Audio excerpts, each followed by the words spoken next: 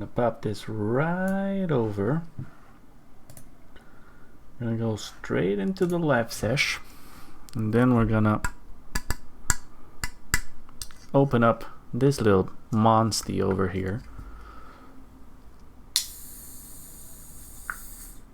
Okay, we let out all of the extra fizz.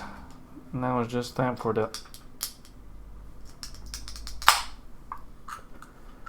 can to be opened and to say, oh yeah, the camera ain't here anymore. Cheers, my dudes. I gotta get used to you guys over there.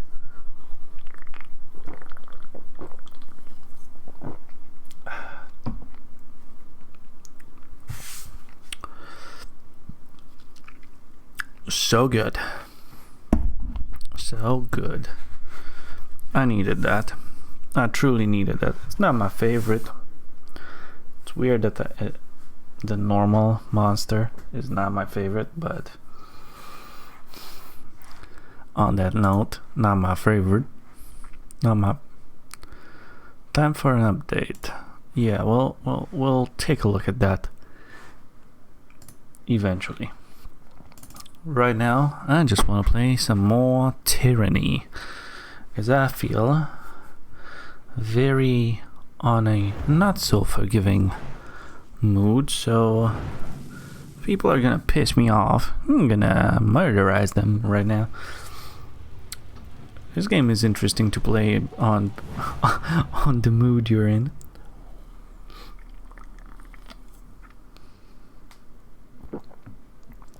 Maybe. Not necessarily all the time, but sometimes.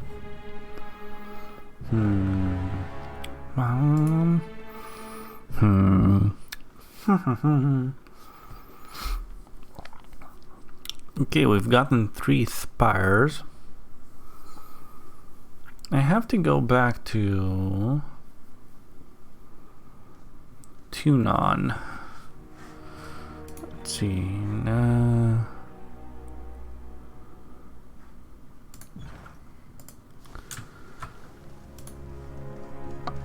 Gear wise, I think okay.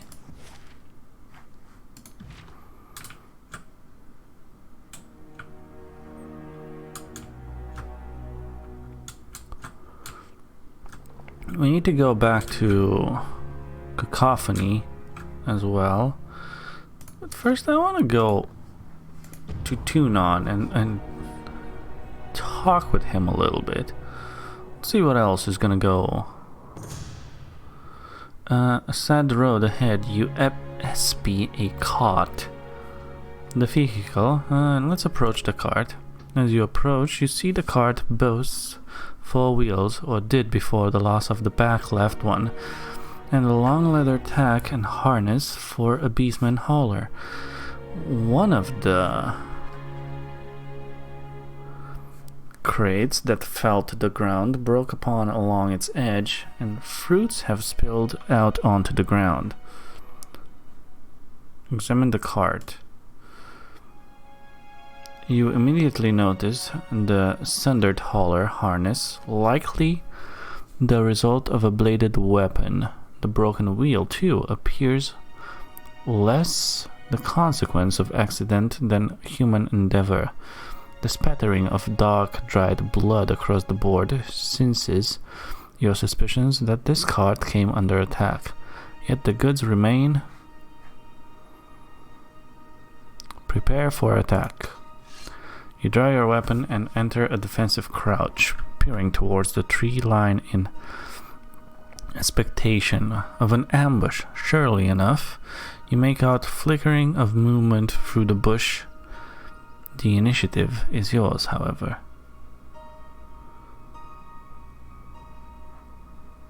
Ambush the ambushers. Leaving the cart behind, you crash into the underbrush, driving your assaulters to the tiersman in the battle, leather and mismatched bronze, who mistakenly believed that they could get the drop on you. We didn't get anything for that? Okay.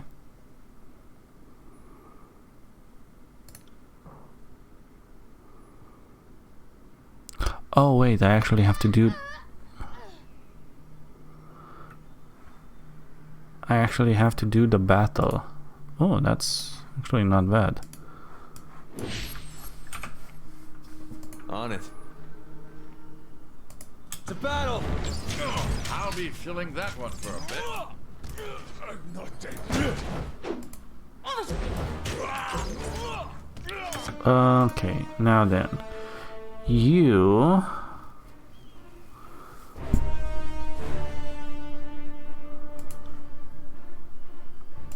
do that there. See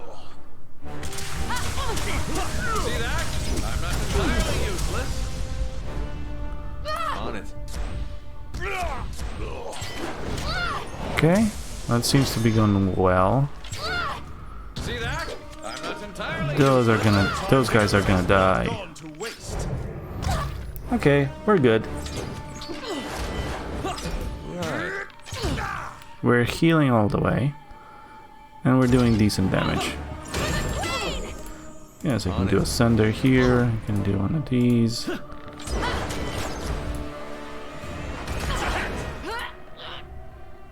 Okay, I can do one of those. Cool. Floop. He went. Floop. What do we get? Heavy armor. Not so keen on the heavy armor. Here's the cart. Let's inspect it. Ooh, exquisite light armor.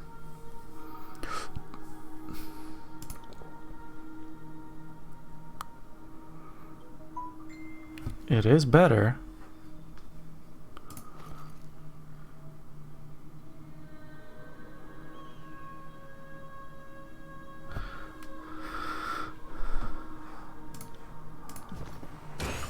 Take those.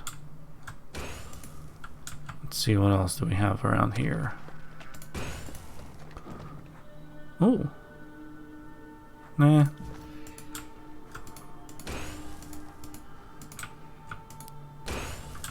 I want to take a look around all of this place. Ah, there we go. See? You do find other things as well.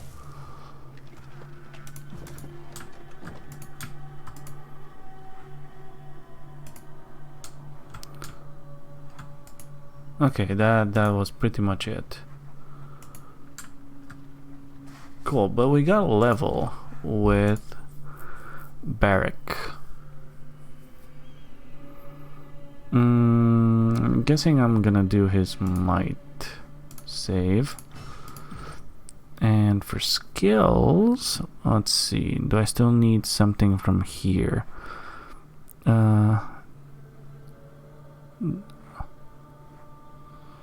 Requires 12 talent points.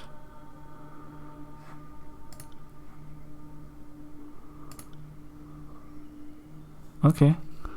Shield of Suffering. Heal nearby allies and gain damage absorption shields proportional to the health recovered. Sure. I'll gladly do that.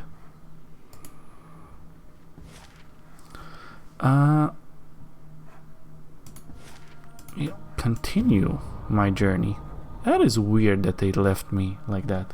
Why don't I have the option to continue my journey directly?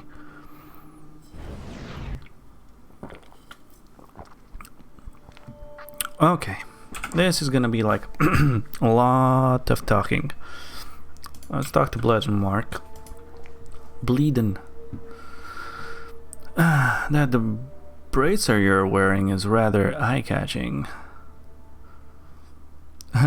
There a reason you're gaping at me like I just gutted you, kid?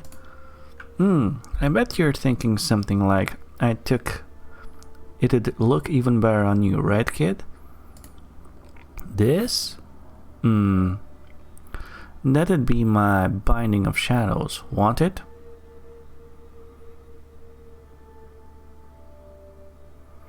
You just give it to me? Why? Try it on and find out. I like you, kid. I wouldn't steer you wrong. Okay, hand it over. Binding of Shadows. careful with it. Not only weapons can be double-edged swords.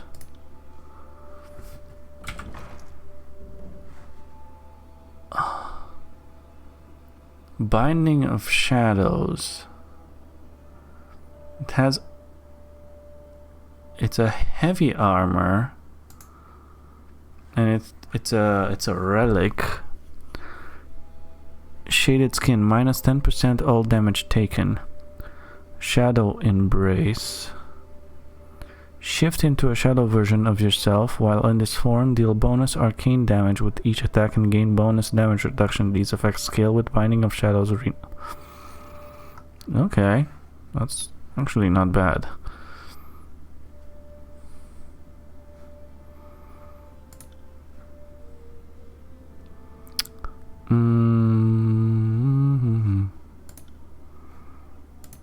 I wish I could.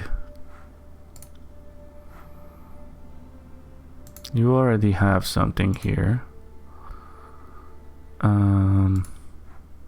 You already have something here. I'm guessing you're the only one that can wear this.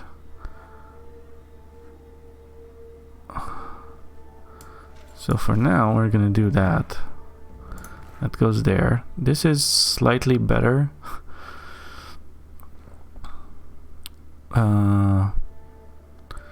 The boots are worse.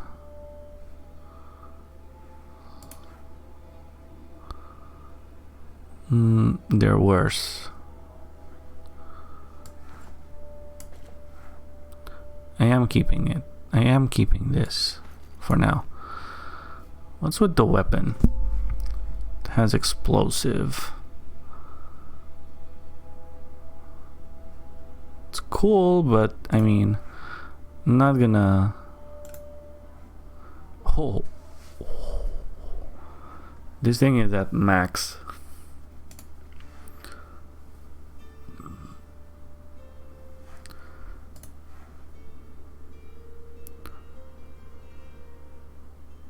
This thing has the devastating, which is it pushes. So I'd rather do that. This thing has the explosion, which is fire damage. Straight up fire damage.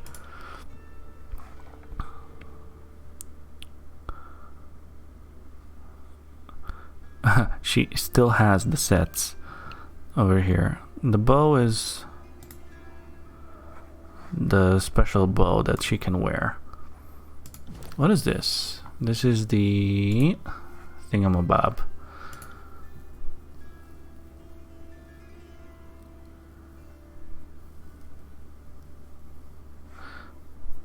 Fire a bolt of energy that explodes in an area around the target, weakening and fatiguing all bane inside the radius. Duration of... okay.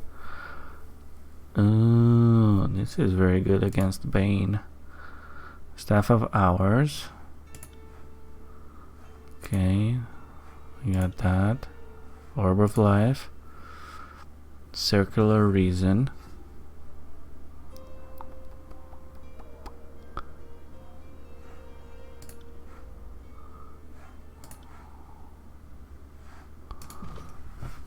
Okay. Save it. Lady Lucretius. We have nothing further to discuss. Oh boy, these guys are still here. Oh, this is gonna take a while. Let's talk to the Fatebinders.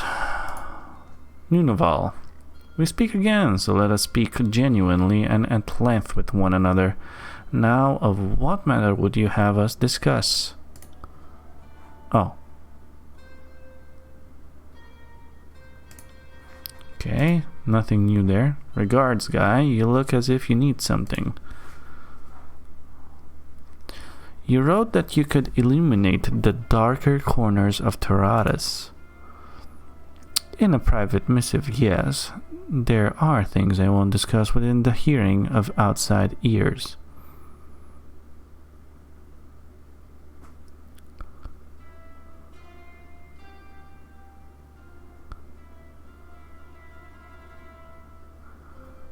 I need to speak to the Fatebinder privately. I suppose not every conversation need be recorded. As you wish. Suit yourself. I confess to no small amount of curiosity. I peek into my share of shadows, and sometimes I scrounge up a secret. What excites you or interests? I'd like to discuss the archons of their forces. Okay, here we go. Entirely understandable given the circumstances. How can I enlighten you? What makes the archons different from other magicians? Isn't that a question better suited to our esteemed Fatebinder Rogalus? Since you're asking me, I assume you want a practical answer rather than an academic lecture. My thoughts: magicians merely imitate.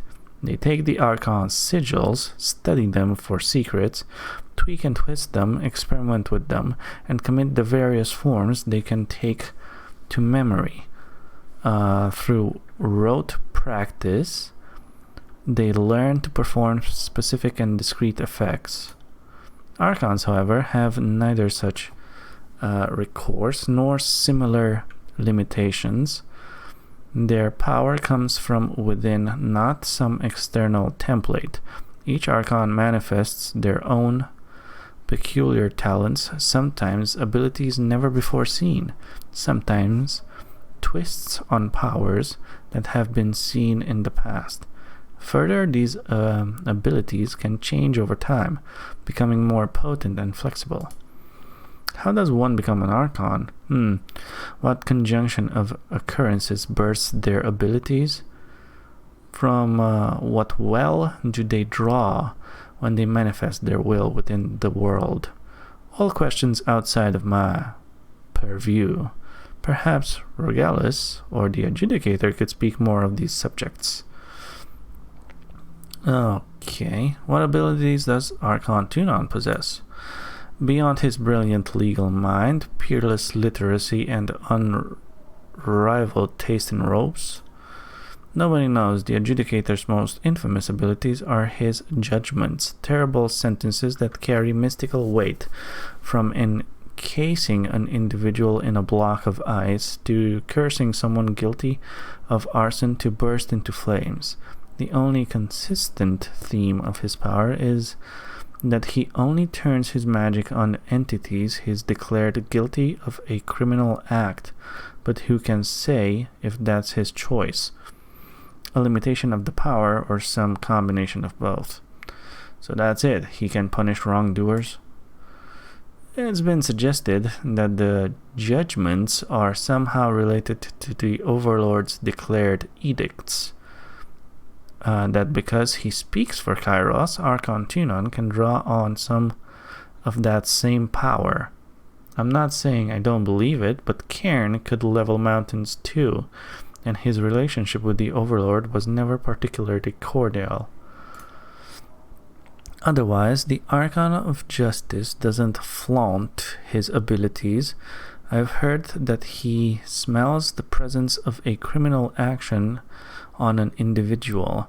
Some say he can see the final moments of a murder victim by drinking the juices of her eyes. Ugh. Others claim he has an ear attuned to trashing truth from falsehood.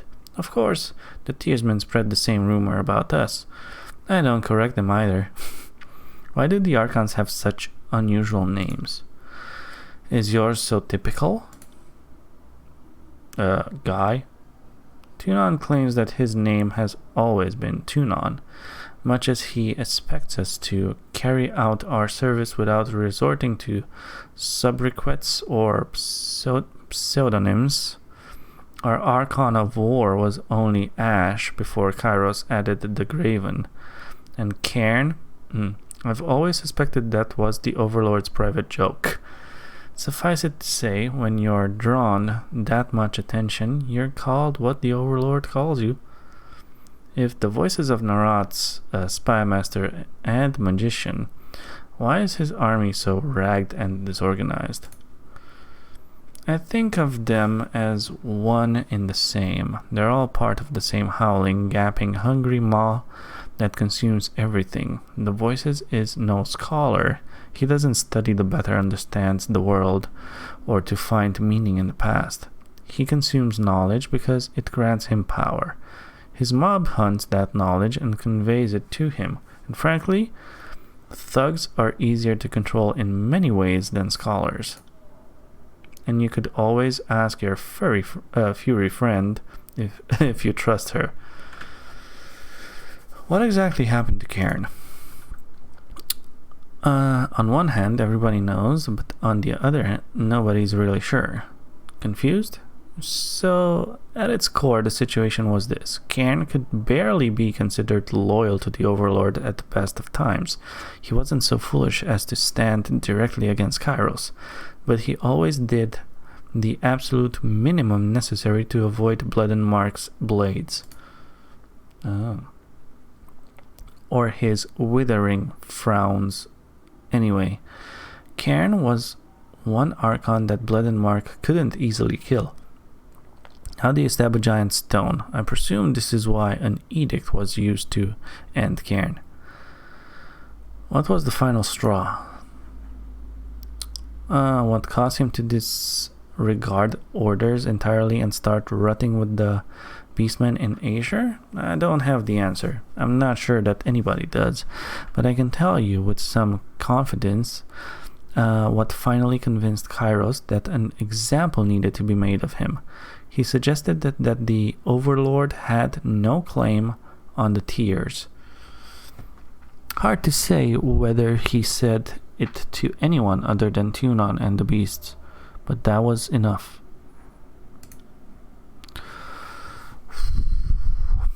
You wanted to ask about the rest of Taradas. I've done more than a little traveling in my role as Tunon's agent. What would you like to know? What can you tell me about the lands beyond the Tears? Well, across the isthmus north of the Gates of Judgment, you'll find the Northern Empire, which is large enough to be the Middle Empire to some, but there's no accounting for how borders expand over time. From the Northern Empire, there's Cardinalos to the east, the Echolands, and the Romani Protectorate to the south. But I've never journeyed beyond that. Maybe sometimes before I'll die, I'll see the lands far east, where Kairos was born. Oh. However, I doubt my service to Tunon will ever allow me the luxury of traveling far for a few years just to see Taradas. Do you know any legends from the rest of Taradas? That can be a dangerous question, guy. If you're asking after stories of Archons, great warriors, or those who have defied the Overlord, I'd direct you to Rogalus or Archon Tunon. Maybe even the Voices of Narat, if you can stomach the company. Or I'm sure your pet sage would be happy to enlighten you. I can't imagine why else you might shelter him, if not for his historical commentary. Enough.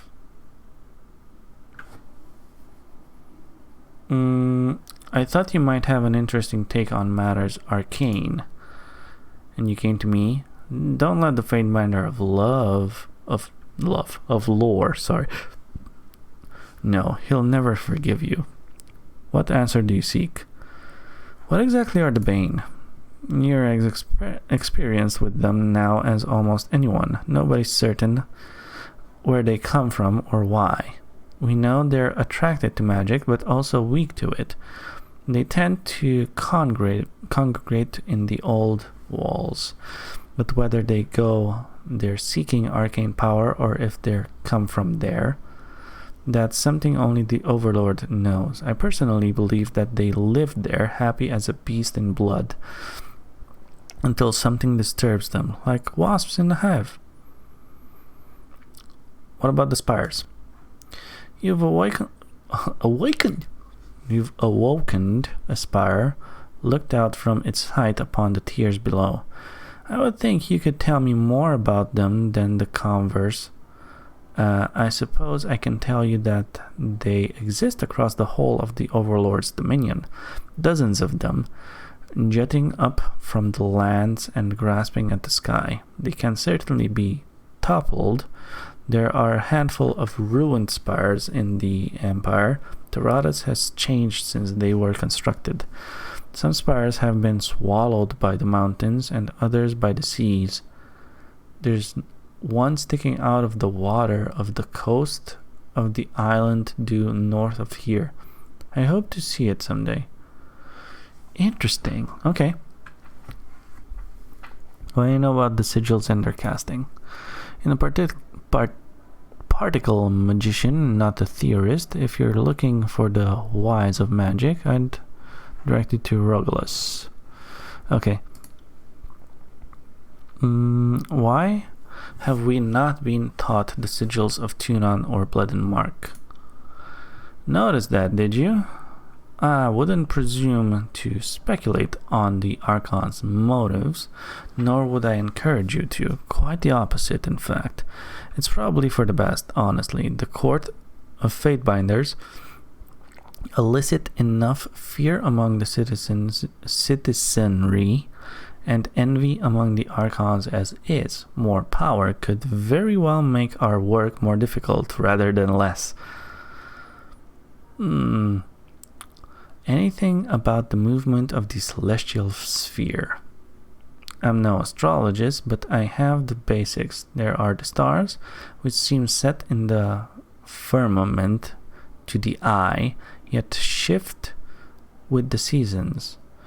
They serve as a constant source of superstition among those who have yet to come under the Overlord's rule. Okay. I'd like to pick your brain regarding lore historical.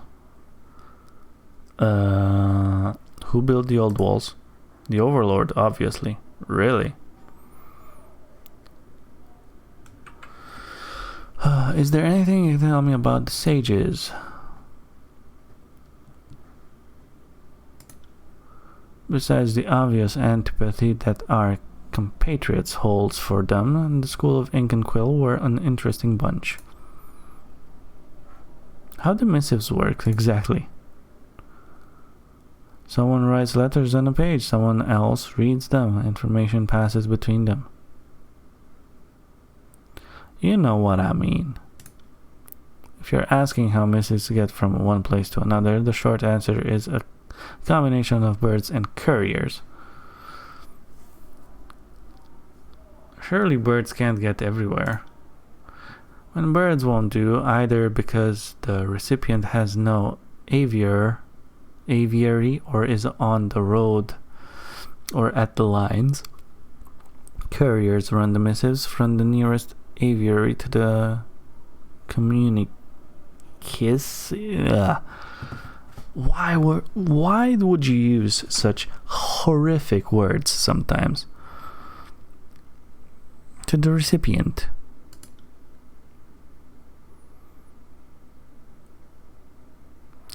I've had some dealing with the Beastmen. Is there anything I should know about them?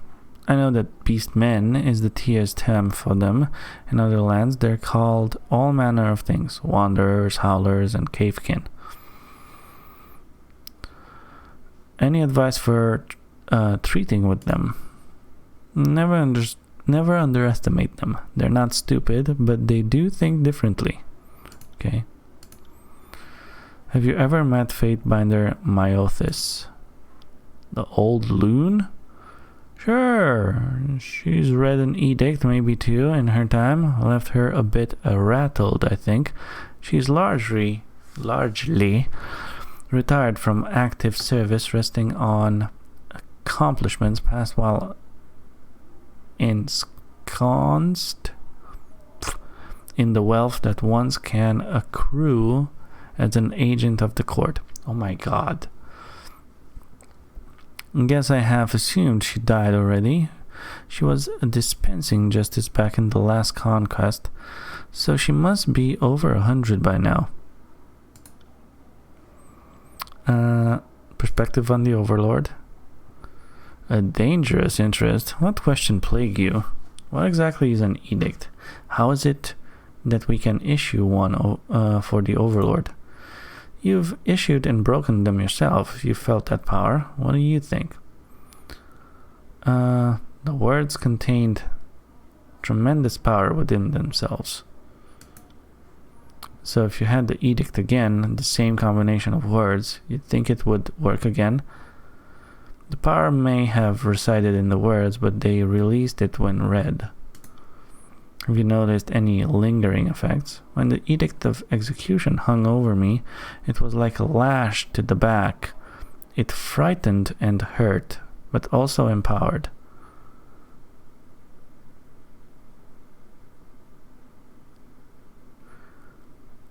Sometimes I catch this whiff of brimstone and I'm pretty sure it's me.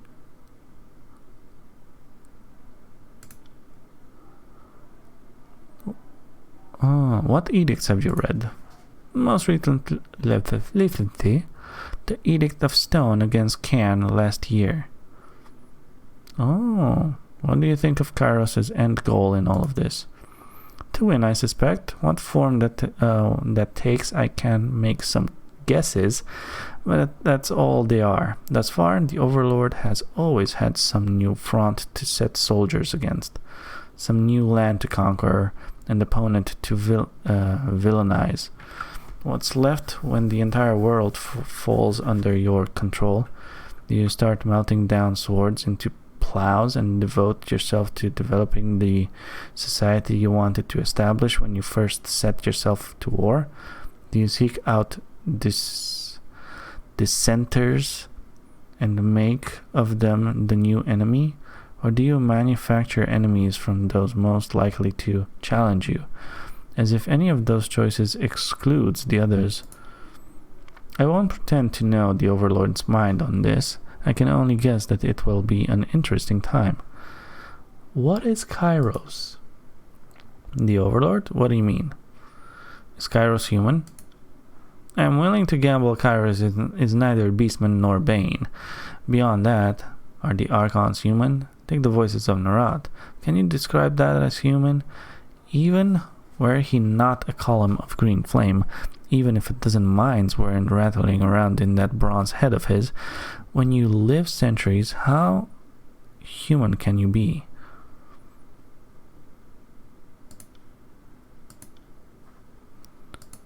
Okay. That was a mouthful.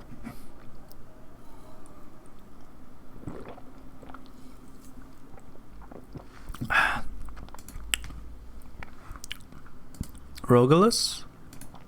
You got nothing. Let's see.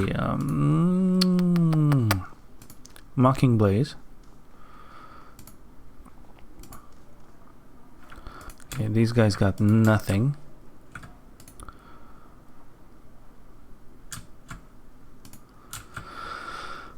Let's see. Aurora.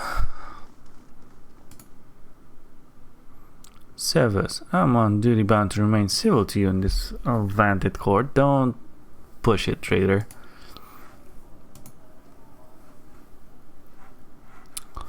Okay. Let's talk to Floaty over here. Hey, Tunon.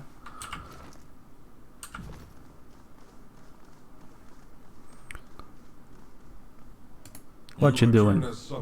Despite the weight of responsibility on your shoulders, the court appreciates your devotion to our good work. It should come as no surprise that your activities are closely monitored. As an extension of Kairos' law in the frontier, your progress is a topic of some interest. I sent you on a mission to bring order to the chaos of this civil war. Not enough time has passed for me to expect any significant progress, but I am curious about your findings all the same. I want to make sure your time outside the court's shadow is being used effectively. Okay. The Scarlet Chorus sing of your name across the tiers. You must have taken some brutal measures to earn their interest. No small feat. No matter what terrors you inflict on this fallen realm, that you continue to observe the voices of Nerat. If he has sowed chaos in this campaign, the court would know of it.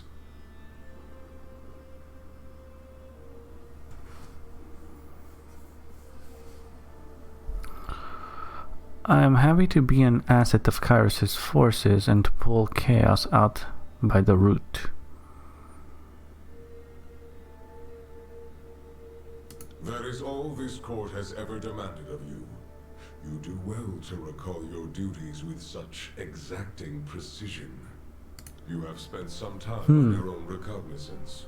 The efforts of our military and the challenges they face should be no mystery to you. Tell me, are you any closer to determining which of the Archons is at fault for the troubles of this campaign?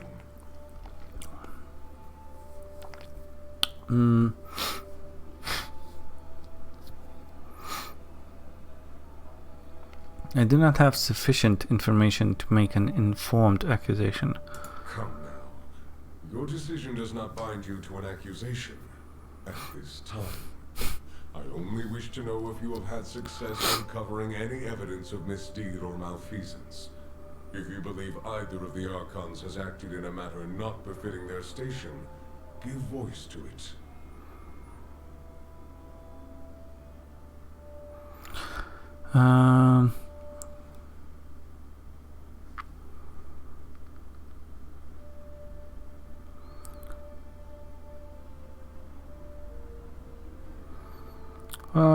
Do think the voices of Narat is guilty of inflicting chaos. Interesting. On what grounds do you make this claim? Well, the voices use his power to consume Graven Ash's son during the siege of the Vendrian well.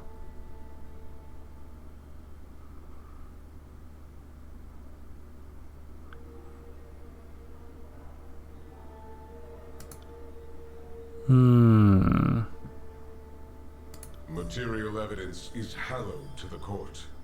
I respect your diligence in collecting it, Fatebinder. You bring hope to my ambitions of bringing order to this divisive campaign.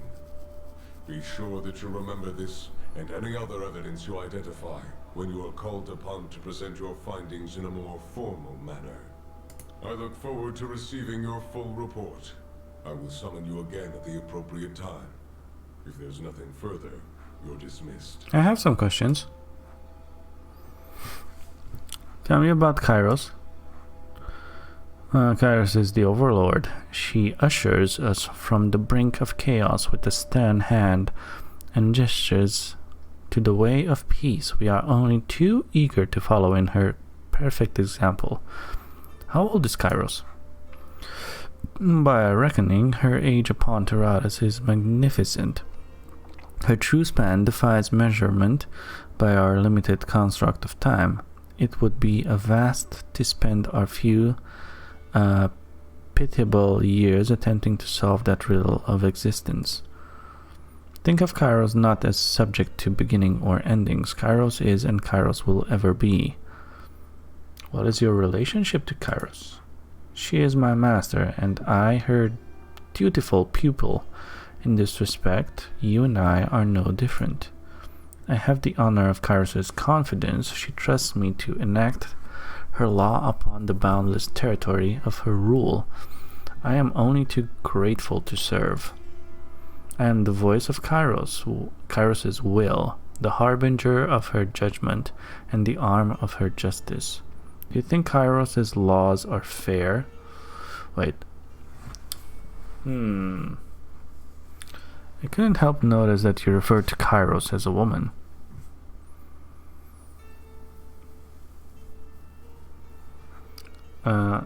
Something else. Tell me about Bled and Mark.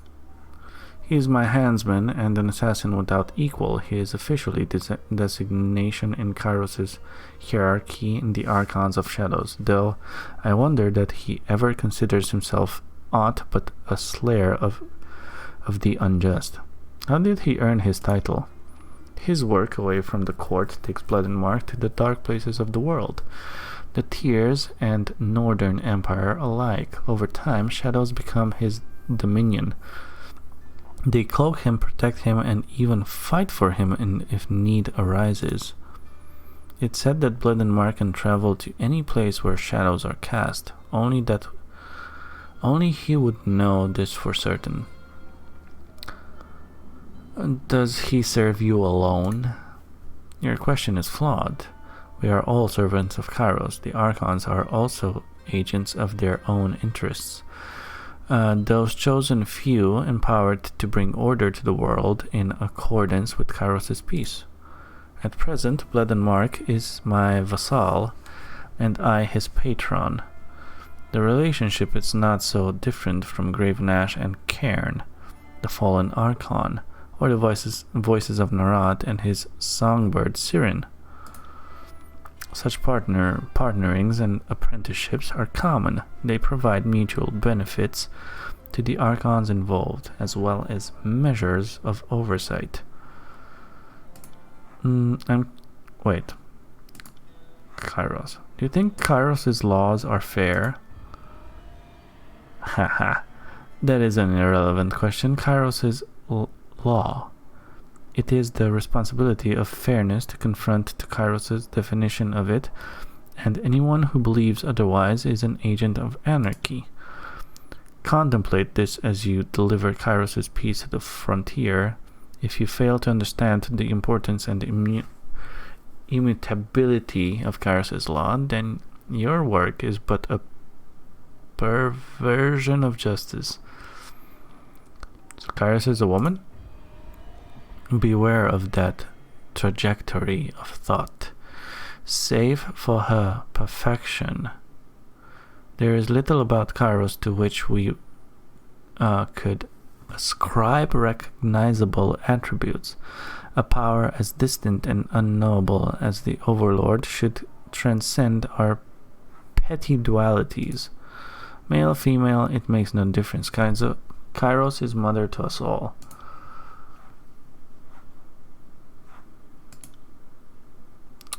Okay, so I've gotten a little bit of hate with them.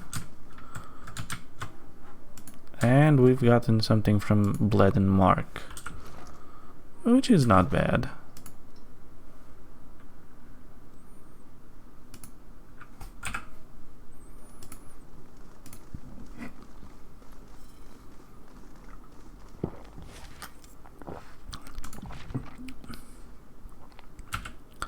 Where should I go?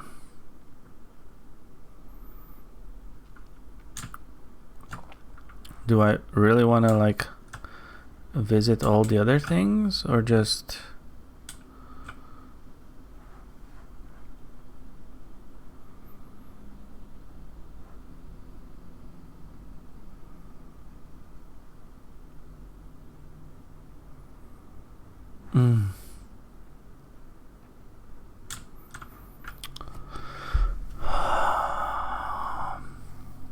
Fine, let's go to Cacophony.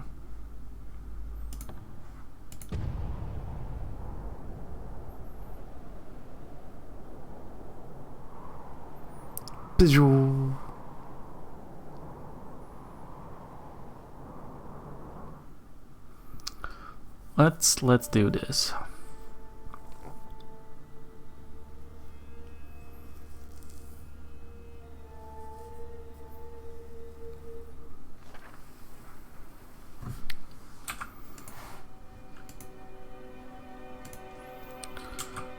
Let's see. What do people have for me? Splinter? You got something? Heard any rumors? Nothing new. Oh, okay.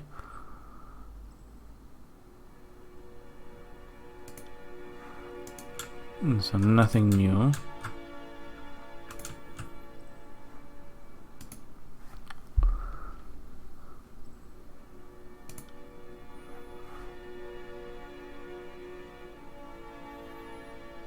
Still the same. Swineherder, Goring. 100% hit precision on targets below 35 health.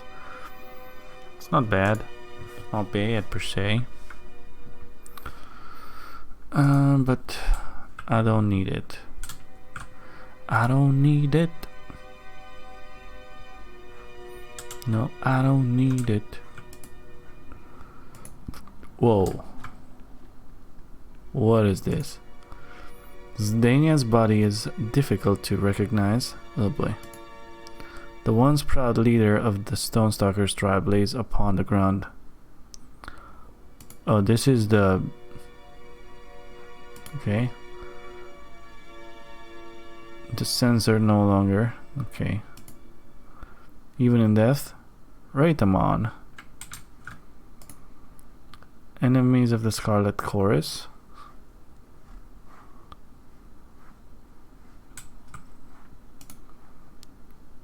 Chrysantha. He really does impale everyone, does he not? Bodies of disfavored commanders. Okay.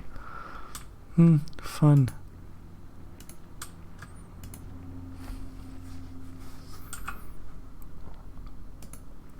Hey there, old chum. Maybe we should kill them all and start again. That would be a delight. Bah! We can always dispatch our howling mob when Ash and his iron clods are a stain on this country. Fatebinder, always a pleasure. What do you need to know? We're dizzy with answers.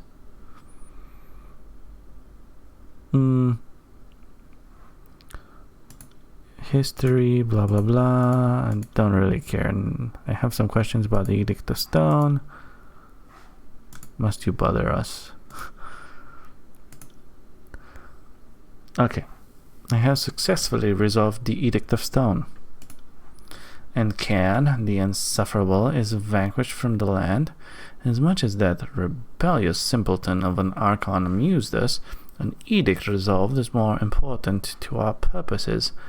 He will not be missed, and our gangs will feast on the fruit of these lands. We thank you, dear Fatebinder, for your assistance. A shame that dire news is the only reward we have in hand. Hours before you arrived, we received word from our agents in Vendry as well. It would seem that the disfavored have marched across the mountains intent on taking your spire. No. That is not acceptable.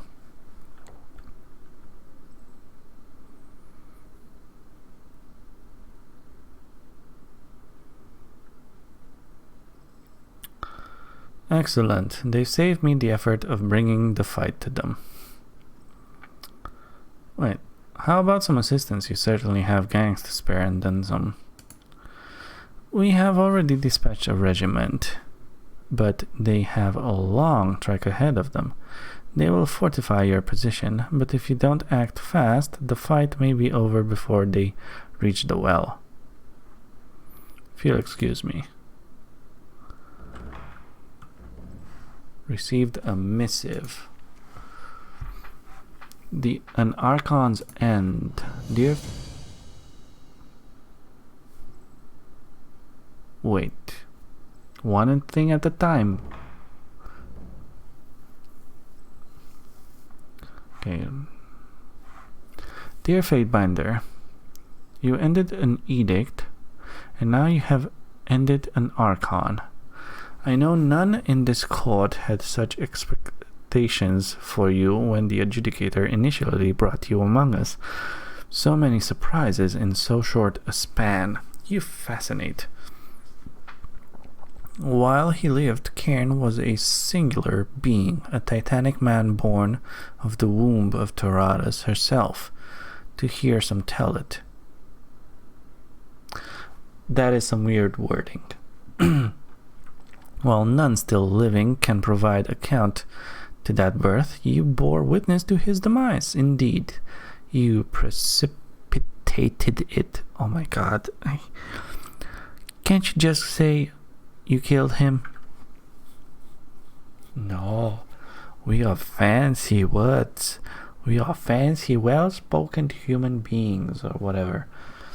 I ask that you indulge my scholar's curiosity. What passed between you and the Archon of Stone in those final moments? Did the ground tear itself asunder as a window rends her garments? Did the mountains groan panegyric to their champion? Were there any final words from Cairn, spoken or inscribed? Does the crystal that reportedly protrudes from the cliff faces through azure still glimmer, or has it darkened?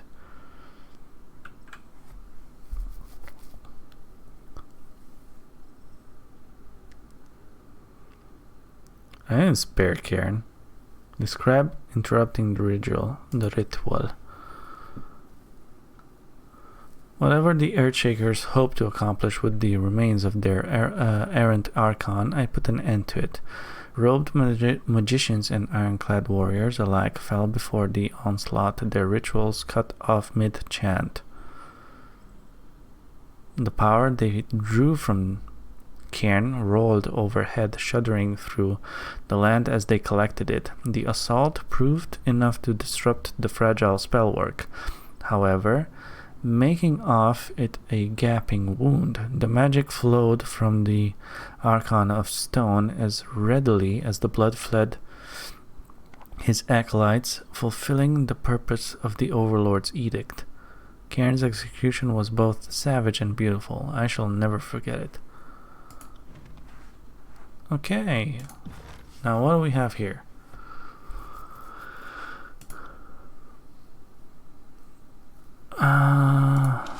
No edicts.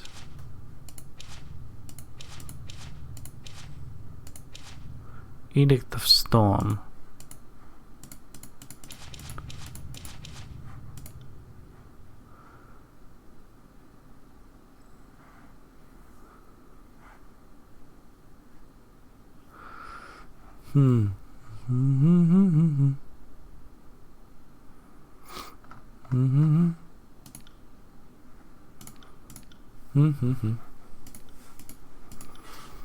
Pum pum pum. Return to Vendrion's Well.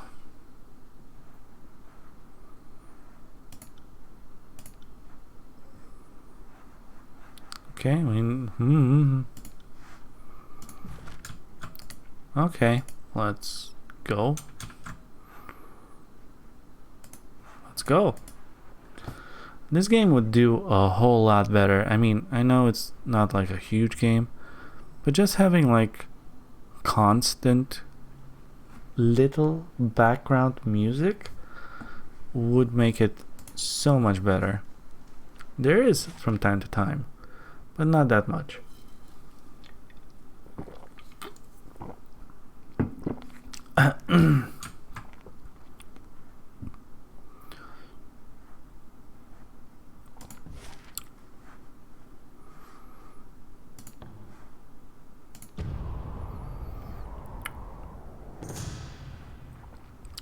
Encounter in the Stone Sea. They resolve into roadmen and women, armed with staves and flocked by iron-shod warrior bearing the scarred the disfavored. You took Cairn from us and slaughtered our leaders. Yet we carry their will forward. Our restoration begins with your destruction, Fatebinder.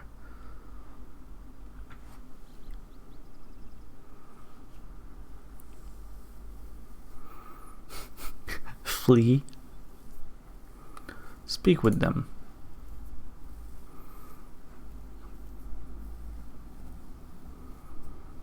Okay, attack. You guys want to fight? Let's fight. Let's do it.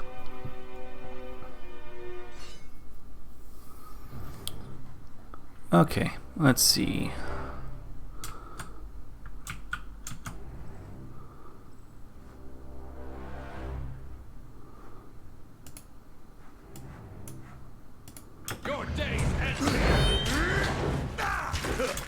Okay. Do we have anything? I don't want to do that. Let's do this. There. You can do...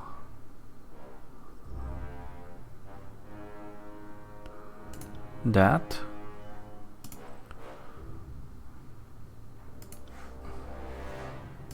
Ready? And... okay. Do you have any skills? Let's use that.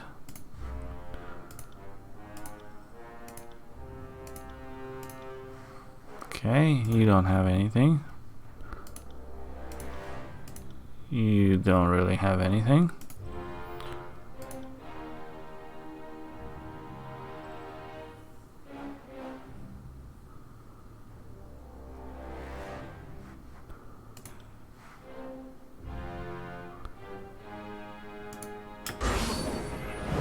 Let's do that. See that? I'm not entirely useless.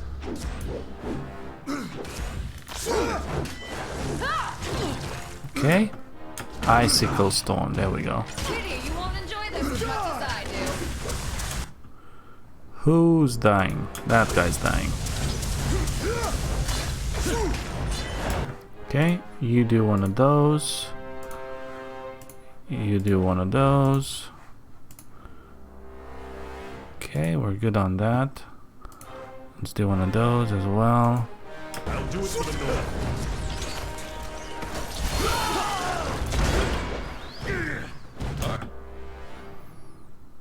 Harsh words would cause more harm than this useless weapon.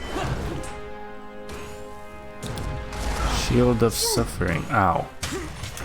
Okay, some of my guys are on the floor. Hello there, Fritz. Welcome. Why is some of the sounds are like super loud? I have taken a look at the sounds so many times.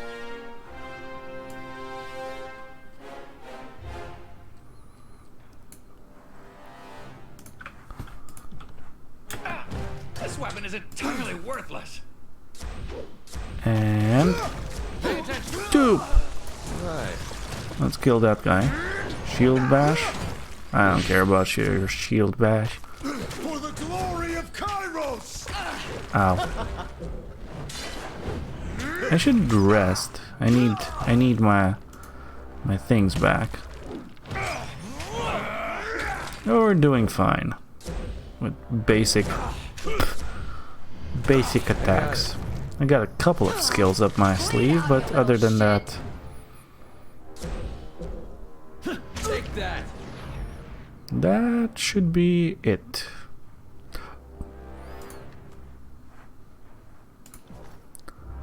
A lot of junk.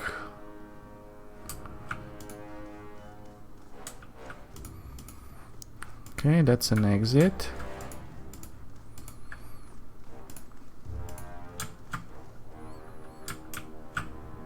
That's an exit. And that's another exit. I was just curious to see if I... Oh, wait, there is something. Do that. Ooh, nice. Can't do that. Okay, worth it. Let's keep going. Mountain Spire. Accept. How was your day, mate? Cheers.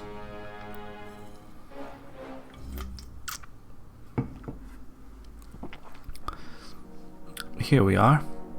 Oh, fifth eye.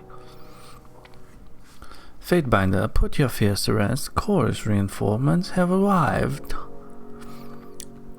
The voices of Narat would not let an honored ally die alone in the battlefield, certainly not when their artist's favorite heads the scalp.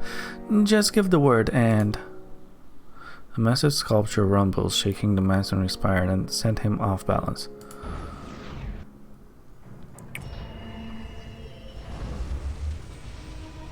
Ooh.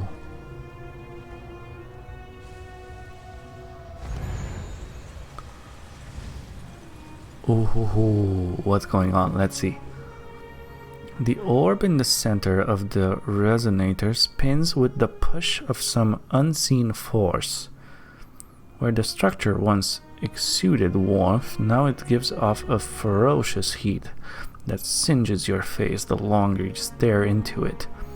A sound like music swarms in the air around the structure, but it's painful, and disharmonious to your ears. The energies of this place are swirling about you alone. Can you feel it? Can you? Can't you hear that damnable music? Do you feel anything different? The energy seems focused on you. Does it hurt? The spire is now fully awake. Its long dormant currents of energy dance to your presence. The tines of your spire, the quiver with arcane undulation. Exquisite. But what exactly is happening? The spire almost has a mind of its own. I should see what's going on. The spire often communicates in visions. Perhaps this is its way of saying it has something to discuss.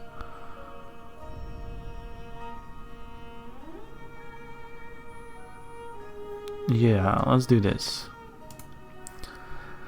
Then listen with all your ears can muster, Fatebinder, for I certainly hope you and this stone monolith have some surprise tucked up your sleeve.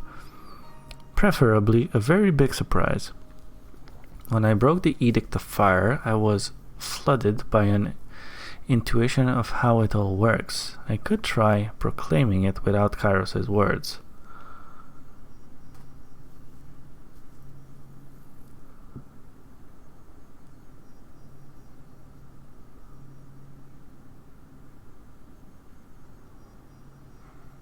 Sure, let's try that. That is your plan? You think playing Pretend Overlord will save you? By all means, shout your words to the winds. I'd wager every ring I have that it can't be done. Received another missive. Fascinating, such a complex rites, requiring numerous trained magicians carefully shaping sigils with slight variations and specific folky, I guess, have historically presented difficulties when controlled by the unexpected.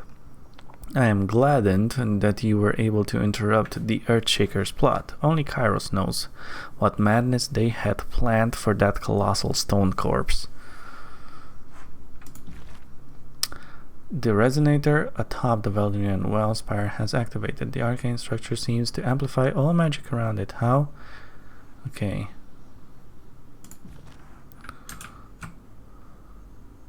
Here goes nothing, I guess.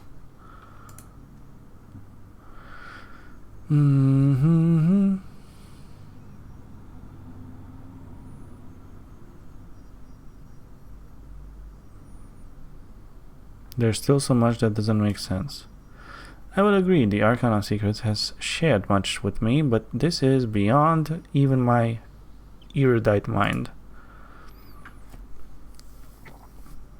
I'm not sure who's actually in control here. Is the spire enchanting my powers, or am I fueling the power of the spire?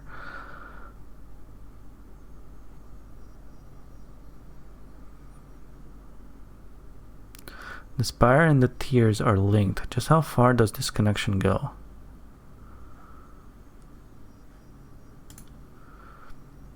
As soon as your mind finishes the intent of your question, you lose sense of your feet, and your vision expands to the spires on the horizon. Meditate in silence your thoughts. As you would command your arms to extend, you think outwards, your mind feeling cognizant of the verticality of the spires. You follow this sensation down to the soil, and your sensations stretches underground, radiating through the Vendrian's Well valley and branching out to the old walls that ring the mountains, and from there out to the surrounding old walls and spires of the tiers.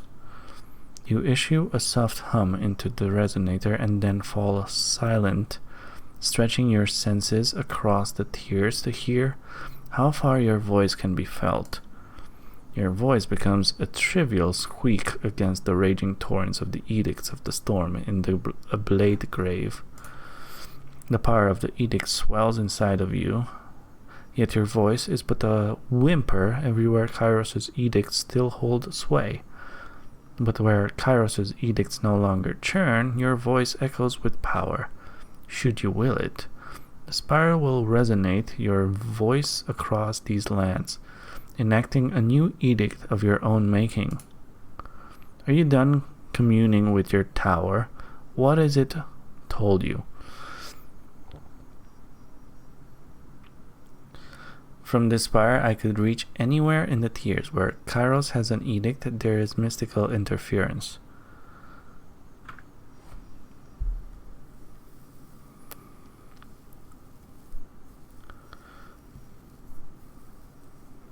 The breadth and width of my power, it is for me alone to know.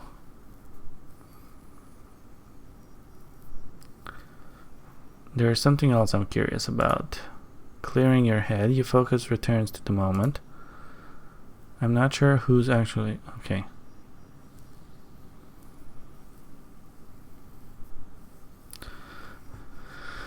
I'm not sure who actually in control here. Is the spire enhancing my power, or am I fueling the power of the spire? Your mind drifts by bygone days and past events. Along with a rush of memories you know as your own comes a surge of images, voices, and pangs of joy, sadness, either long forgotten or remembered by someone else.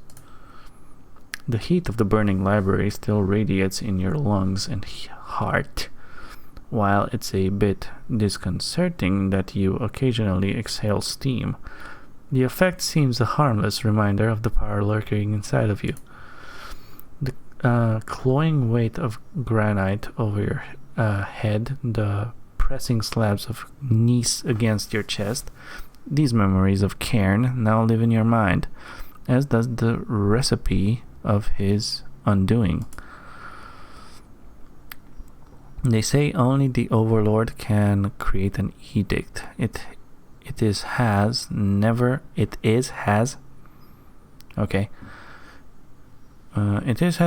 been clear if the Overlord can destroy an edict. And when an edict is resolved, what becomes of the colossal quantities of mystic energy bound into said edict?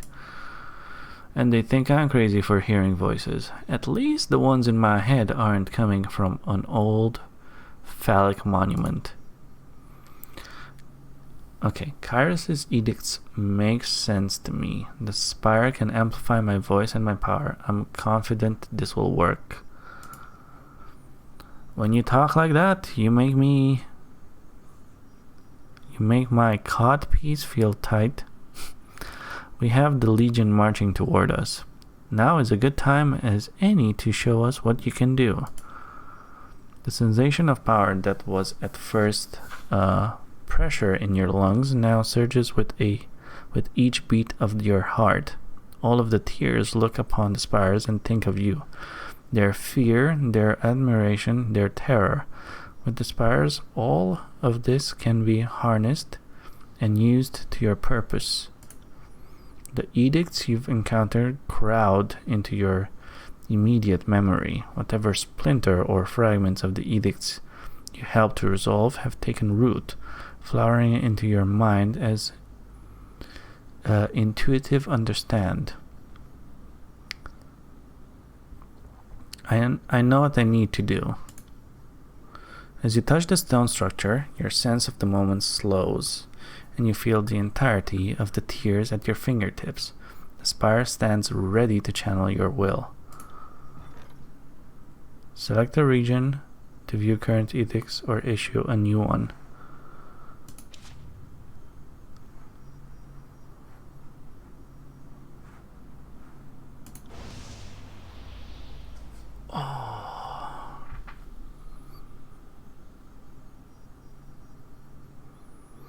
The Edict of Fire brings the energy of fire to large regions of the world. This regenerates incredible heat, sometimes flames, as well as strengthening the powers of magic.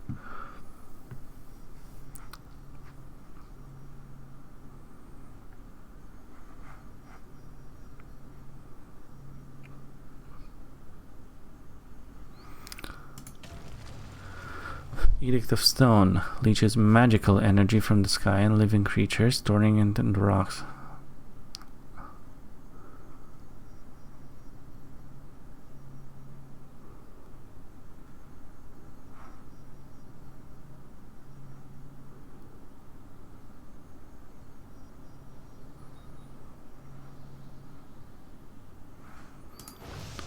Let's do fire.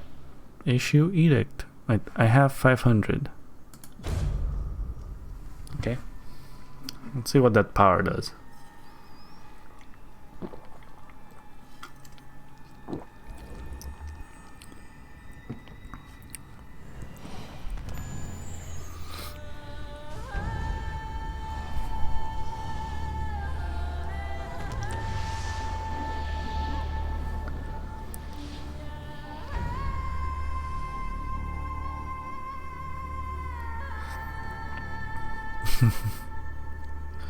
No, how is that possible? Kairos gave you these edicts, yes? To be read against the disfavored. You didn't just do that yourself, did you?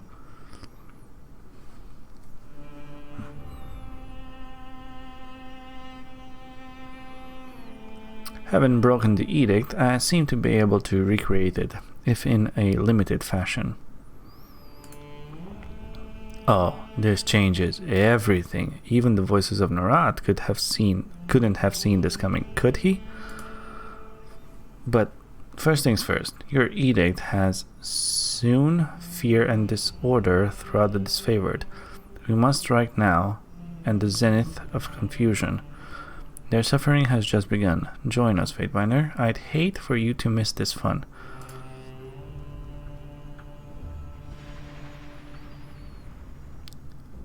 Defeat the invaders.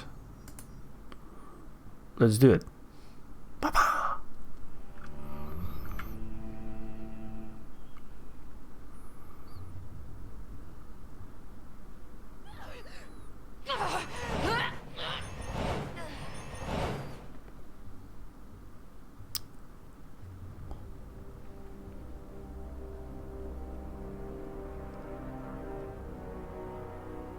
That's not bad. Oh. A cadre of disfavored warriors, their armor stained with soot and smoke, cautiously approach, led by Severus, now wearing the regalia of the Iron Guard. Hey there. Impossible. I have seen the blood chanters call upon fire, but this? The intensity, the heat. How have you channeled the fires of Kairos? The faint of heart may fear your mystic fire, but I was there when the burning library was set ablaze, and it will take more than a hapless imitation of Kairos' conflagration to scare me.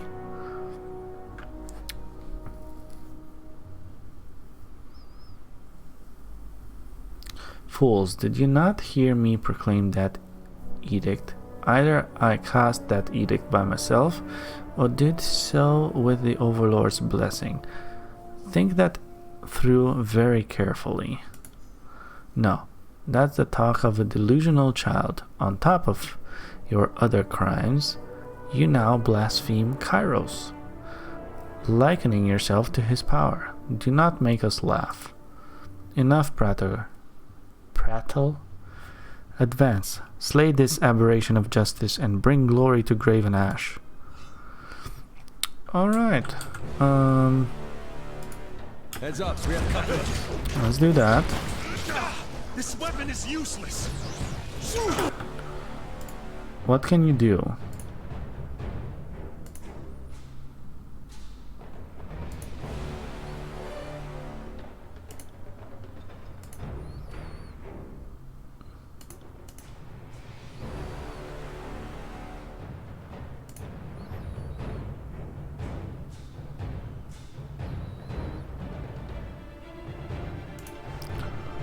Let's do that.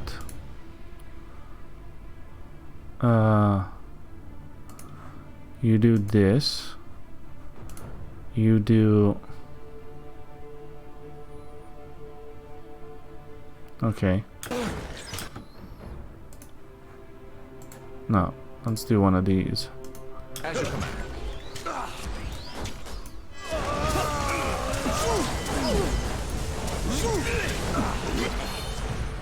Will do.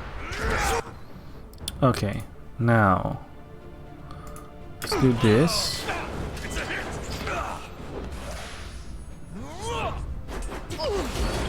I don't really know what healed me so fast, but it worked. Time to change weapons. Okay, more of them are coming. Well, that's okay. We can do one of these. Die. Okay. Let's do one of these on ourselves. You do this. You do one of these.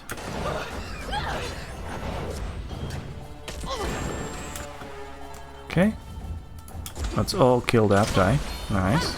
Let's kill that guy.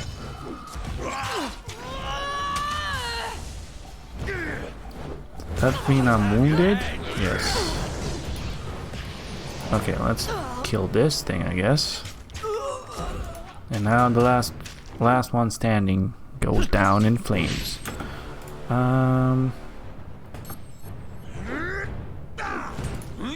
Consider it done.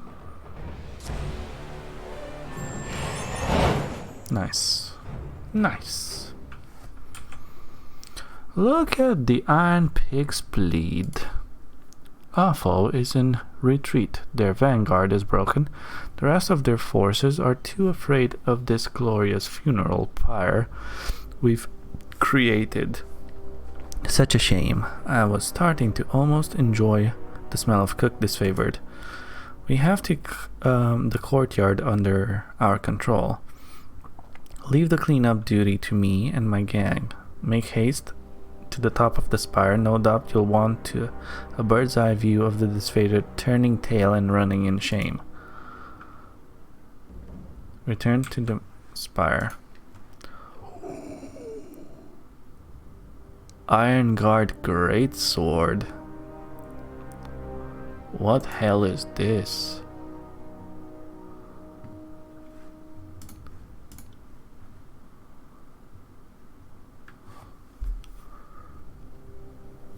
Oh wow. I will gladly take that.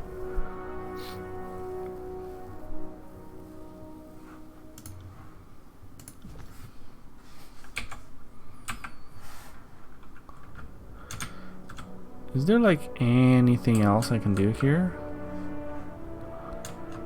Will do. Not really. I can't even talk to him, so let's just go.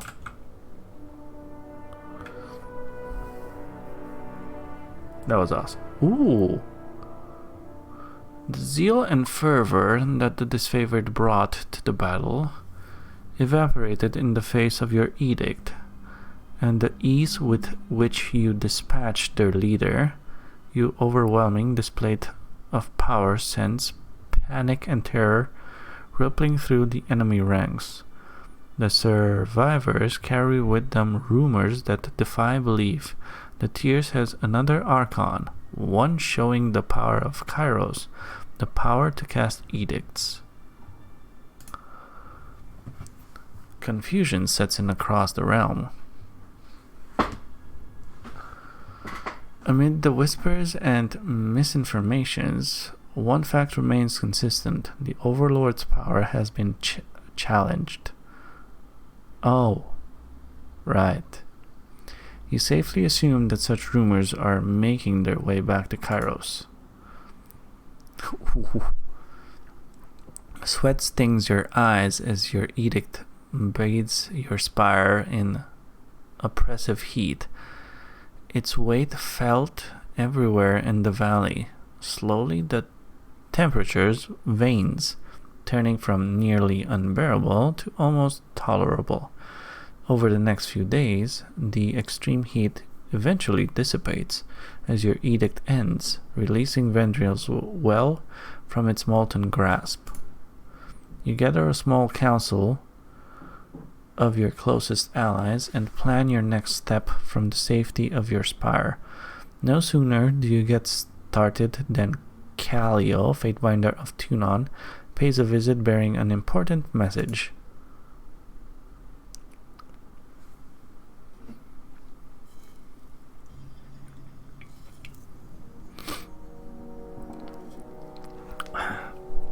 I keep hearing about this little spire you've been calling your own. Now that you've slaughtered those who would take your lands, I think your claim is as official as it gets. What did I do to earn a visit from a Fatebinder? Do you have an edict to proclaim against me?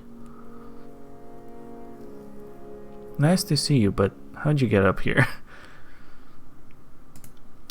Isn't it obvious? The bigger question is, how did you do the most convincing impression of the Overlord Taradas has ever seen? No one's entirely sure what to make of you these days, guy. They all say you spoke an edict of fire, not the proclamation of an edict of Kairos, but your own edict of fire, your own mystic conflagration. You're no mere Fatebinder. Of that much we can be certain.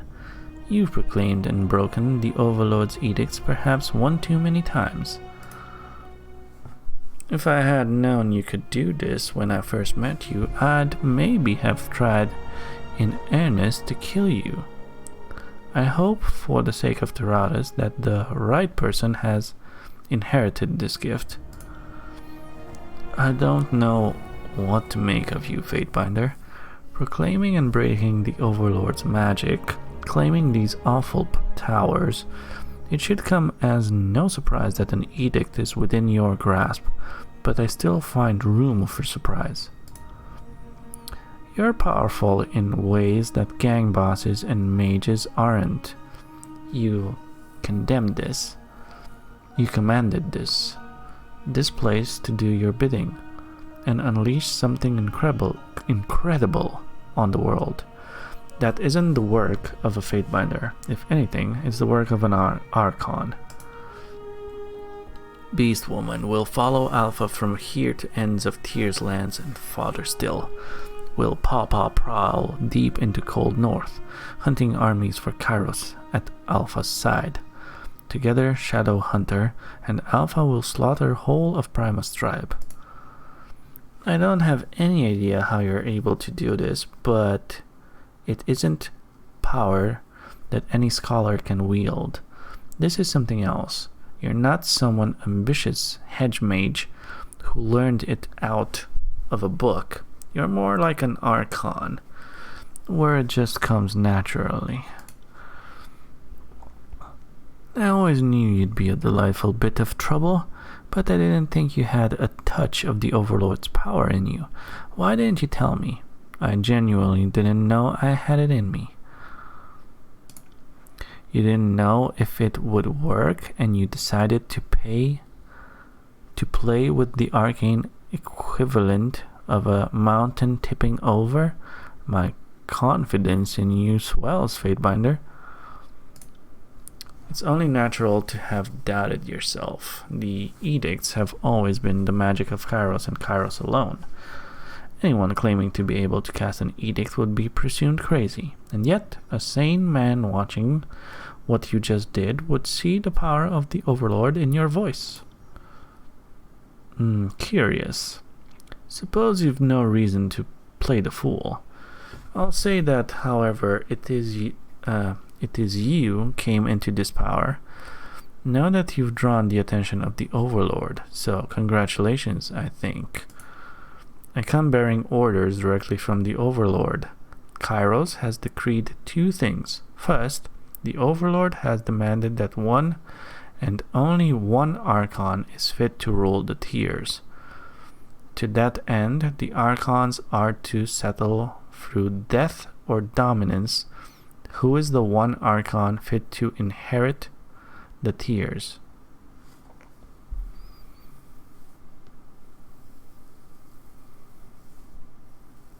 Have the Archons been informed of this? All save one. Kairos has decreed you are the newest Archon.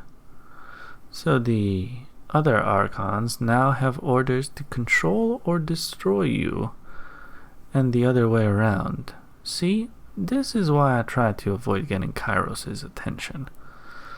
What if we don't fight? Why not ignore this order?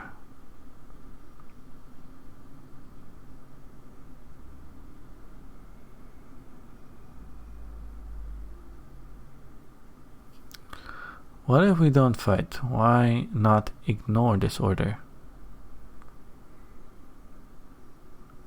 This is a command from Kairos, but not an edict. Correct, there's no edict backing this order. Such encouragement hardly seems necessary when the task is its own reward. The Overlord has merely rescinded Kairos' peace. The Archons may kill and may maim each other without breaking any laws. Wait, what? Oh my god. Kairos knows, rightly so, that enmities, new and old, drive the Archons to mutual destruction. The Overlord need only remove the pretense of peace and watch the ensuing violence. Would you have preferred another do or die edict?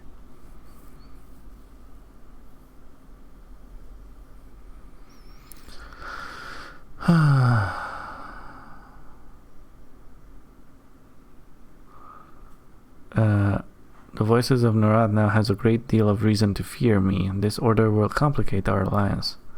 What of the court? Have you heard what Tunon and Blood and Mark think of this? As per usual, Tunon has the emotional range of pumice, but Blood and Mark seemed almost giddy. I think the old shadow is already putting names on his dagger. I was wondering if Blood and Mark would hear this order and promptly stab Tunon, but no. What? It would seem the Archon of Shadows is happy to serve Tunon. Makes sense. I've never known the old shadow to crave that kind of power. Wait, Tunon is in this as well? You'll have to deal with them too, and I fear greatly for how that will turn out. I imagine Tunon is too loyal to bow to you, and Blood and Mark too proud to accept you as his better. There is no way this ends well for some of us.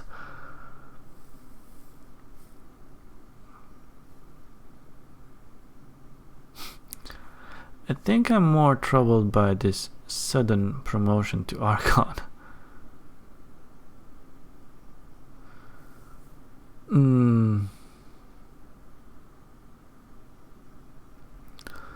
Okay, the voices has a great deal of reason to fear me now. This order will complicate our alliance. Oh, I'm sure you two have a lovely little discussion ahead of you, and I think we both know he'll be aiming to convince you to submit, and eager to use you to kill the other Archons, I'd bet.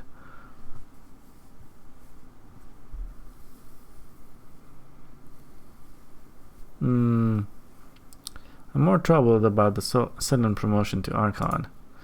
By definition, an Archon is someone who generates magic from themselves and doesn't channel the powers of others. Since I assume you cast that edict without reading the prepared words of Kairos, otherwise, why the fuss? Archon isn't fully incorrect for what you are, but I would agree your power is far beyond the mastery of shadows or ice or talking to trees or whatever other powers Archons have shown throughout the ages. Consider for a second the greater mystery is not why you're being considered an Archon, it's why you're being allowed a chance to live. All I know is that the Overlord rarely improvises. So I'm to be the Archon of edicts?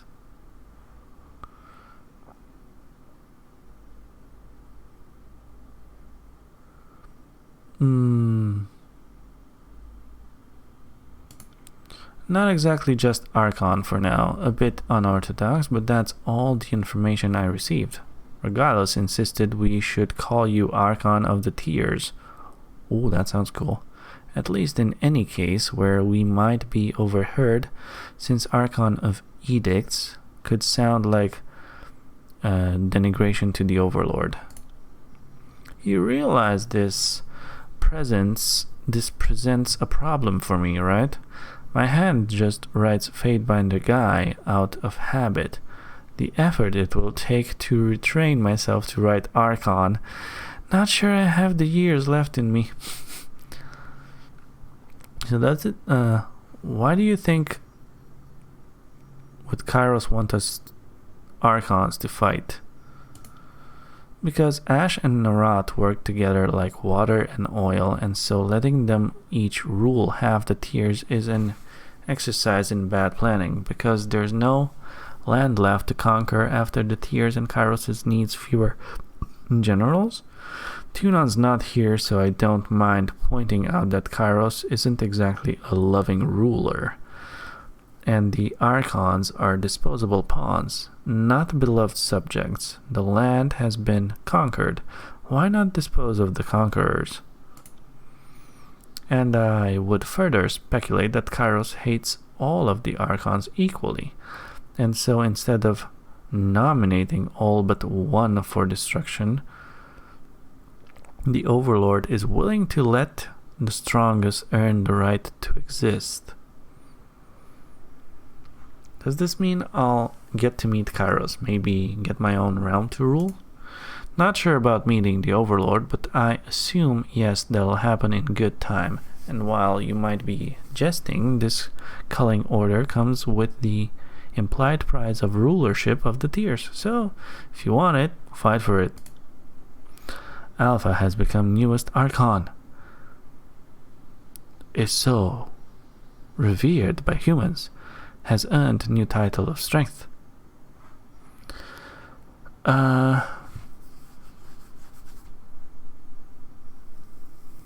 Okay, thank you for delivering the message, that'll be all. First step is deciding you won't bow to one of the other Archons. I wish you the best of luck in your upcoming struggle. Know that when you came from Bled and Mark and Tunon, I and the other Fatebinders won't interfere.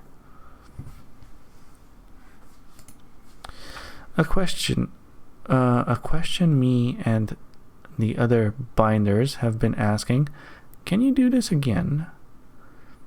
Nunoval believes in you. Another who shall remain nameless takes the more cynical stance that the Overlord has a hand so far up your ass she can't puppet your mouth, and you couldn't cast a second edict if you tried.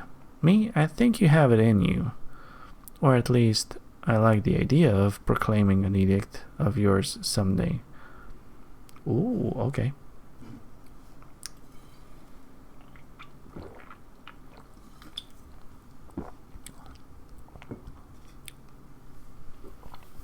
I think Graven Ash and his legion might enjoy an edict on his fortress of Iron Hearth in the Bladen Grave.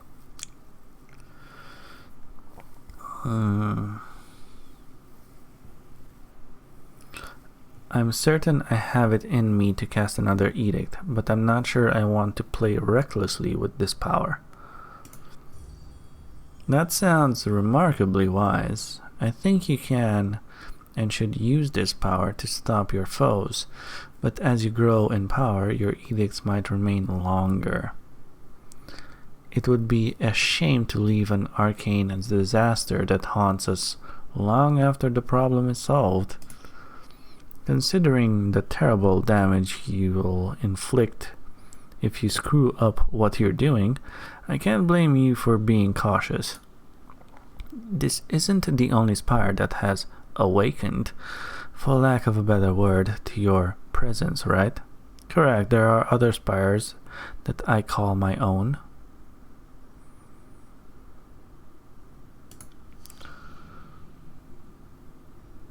Ooh, nice. Consider a trip to the Blade Grave. or Stalwart, as it used to be called. That's where the Ocean Spire is located. As far as I know, you haven't claimed it. Neither has anyone else yet.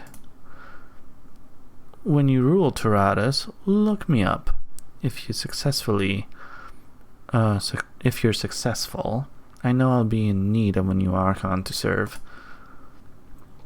I know I'm mostly sober, but just so we're clear, you did just issue an edict, right? First you cast an edict, then this full-on war of Archons. This whole chapter of the Chronicle it's reading like fiction. So, Kairos has ordered all of the Archons to fight it out until only the strongest remain. I think we can now safely say that the Scarlet Chorus philosophy has been vindicated.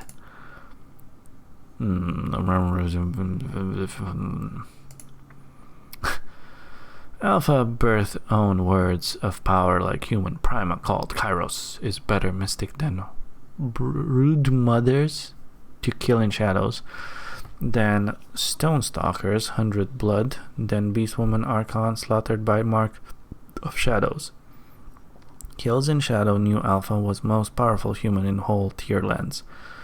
Knows was not wrong. One last thing.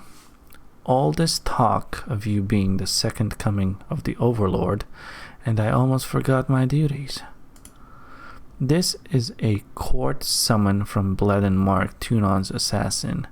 I suggest you read it carefully as part of your preparations. Your survival may depend on it. Good luck, Archon.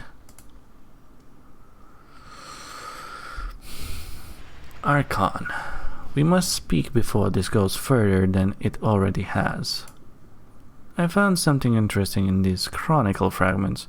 When you have a moment, perhaps you can indulge my curiosity. I know you've got a thing or two on your plate, but if you could make some time for me, a little bird has brought us some interesting news, and I'd hate to have to go stabbing people without you. Ironheart is now unlocked on the world map. Okay. Archon Fatebinder, whatever you call yourself, our agents have infiltrated the outskirts of Ironhearth. Ash and his troops are as exposed as a raw nerve. Before you make your final assault, the Voices of Norat wants to discuss that stunt you pulled, yes? People are beginning to talk, and the Archon doesn't want there to be any misunderstandings. You're to meet the Archon at Cacophony before we hurl our forces at Ironhearth. I know your warlike ways compel you to do otherwise, but we really must insist.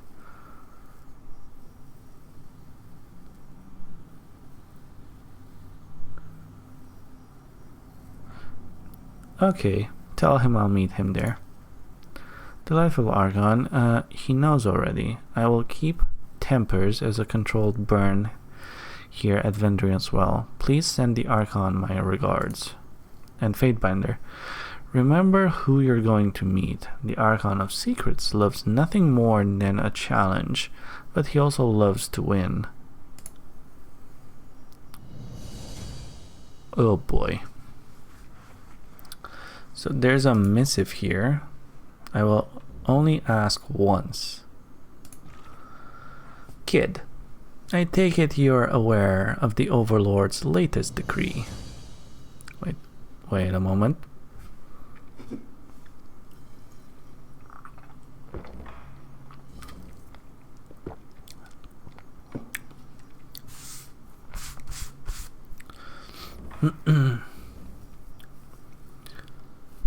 Are we done now with all of this?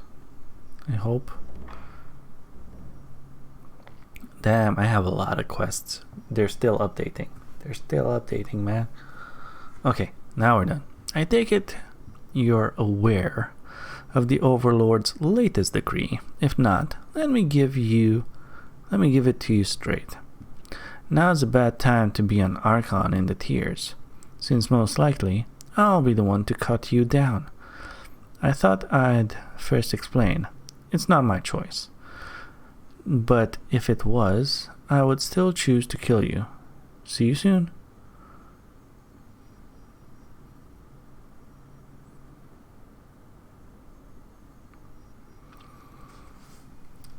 Taunt the Archon of Shadows. I'm sorry, who are you again? Oh, right, that creepy guy who stares at the people from the shadows. No. Go back. Say something cordial. My dearest Mark, I must sincerely thank you for the forward warning. Please know that I have indeed taken your words to heart, and as such, return the following in reply. Certainly, I would not expect you to follow me without first testing my mettle. If we must slay each other, so be it. I respect your prowess, and will stand my ground if a duel is what you desire. But I would ask you to consider instead pledging your blade to me, rather than aiming it for my throat. Does Cairo's decree insist that we kill each other, or merely that one should best the other? What is this? If I am to die by your hand, I would prefer it be in battle, face to face, or would that be face to shadow? Regardless of the risk of depriving you the thrill of a good ambush, I would ask that we meet in person as peers, drawing blade openly, if that is what it is to come to. On the reserve of this parchment, I mapped for the location in the wilderness. Let us meet and settle things there. I'll provide you 2 days to scout the location in advance should you require.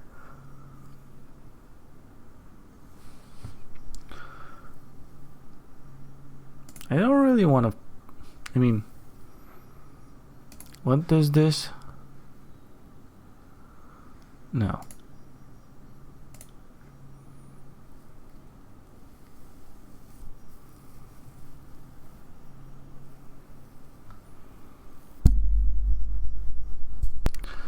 I'm gonna do this.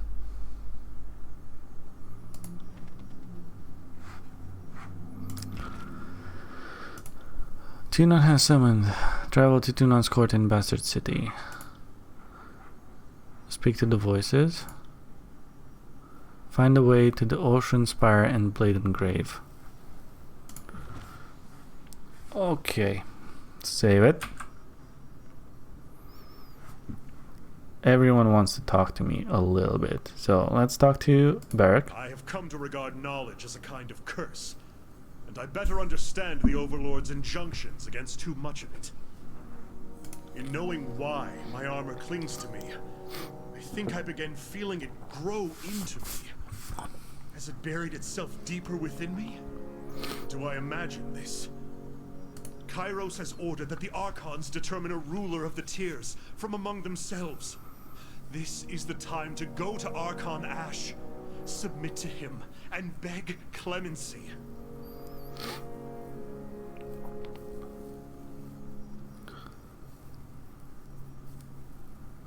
How many Disfavored have we killed together? Is that not a capital offense in your legion?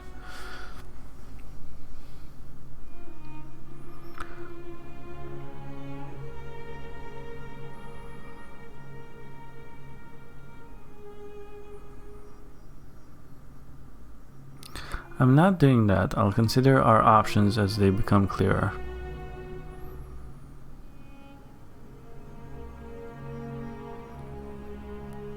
I understand. Better to make a tactical decision with all available information at hand.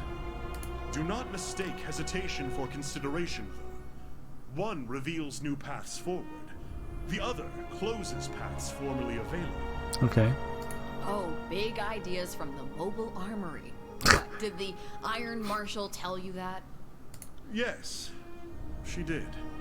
I shall follow your lead, Archon. For now. Okay.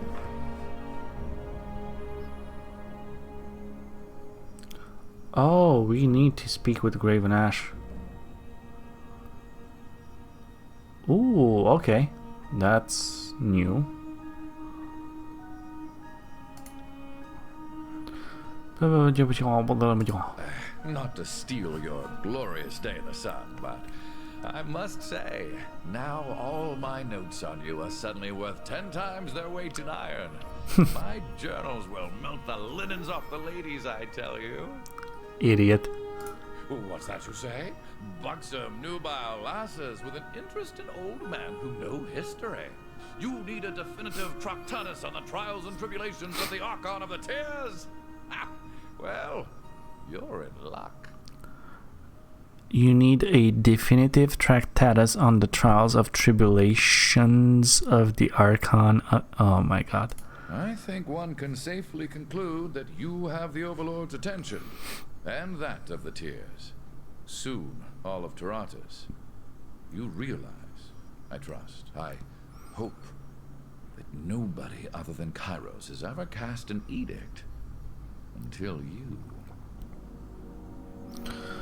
My newfound power don't change the fact that I am loyal to Kairos, but I am likely to be perceived as a threat all the same. Safe to assume Kairos will try to solve me in some fashion. At the same time, if you really were a meaningful threat, you'd have already been the victim of an edict, or bled in Mark's daggers. So this has me rather curious. Just what does the Overlord wish to do with you? Happen to know when Kairos first cast an edict? Good question. In parts north, it's commonly held that Kairos' Edict of Dust was the first, but it was cast in the year 11. Ooh. It was just the first edict to ripple across the whole of Taratus. If you lived somewhere that used to have antelope, you probably think that's the first edict of the Overlord. Hey, Cam. But here, the answer is given to us by the Overlord's own sense of posterity. Year 0 of Kairos' calendar is said to correspond to the day Kairos went from warlord to wearer of many crowns. A victory won when the first Edict of Storms shocked both the Cloud Barons and the realm of Medrev to capitulate. Antelope? Is that an animal? Yes, or it was at least, until they were all wiped out by the Edict of Dust. Really? Or that's as best we've pieced it together from the records. From what we've gathered from their skeletons, they were some sort of mute beast man that ran on 4 legs. Antelope are not like beast women. Sad moment? Wait, what? What happened? Antelope have hooves for fleeing. Beast women have claws for killing. Antelope don't eat meat, are spooked easily, are large but helpless, lumber but lack reason, are prey. Silverback tribe hunted antelope extinct. Oh, extinction. Got it. Old Ink Mystic tells many strange, stupid tales. Thinks to know everything. I suppose I'm more of an expert in living things, like birds, and can't quite confirm or deny what you're saying, but just forget I said anything. Okay. How am I today? Tired, but great. We got a monster flowing through our veins, so we're doing fine. By the way,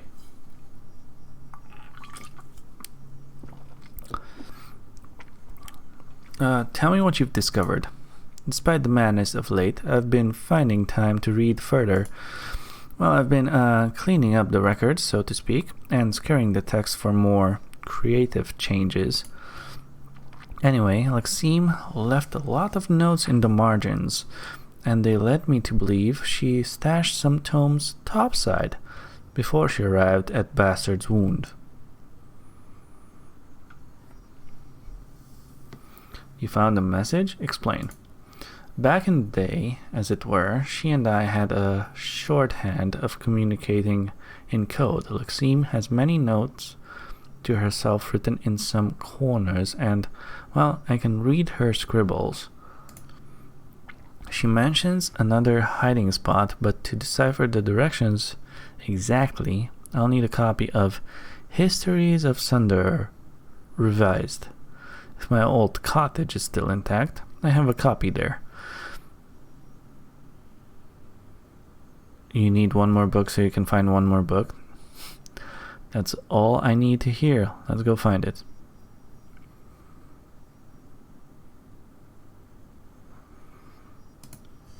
Perfect. I'll lead the way whenever you're ready.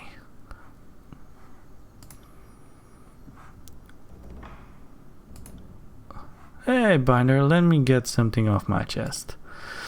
I burn inside. When I dance, it's like I'm trying to let out the fire, to quench it in blood. Instead, I just end up stoking the flames. Shit. Did any of that make any sense? Think I follow. I've always had such a strong connection to my furies. That bond made me feel, I don't know, exactly, like part of something? Now it feels like they're in me. They rise up when I dance, each time a little more restless. When we were going after Crocus and Orissa, I could almost hear them, like they were whispering to me, tugging from somewhere deep. And even I can't deny that all of this sounds a lot like, you know, him.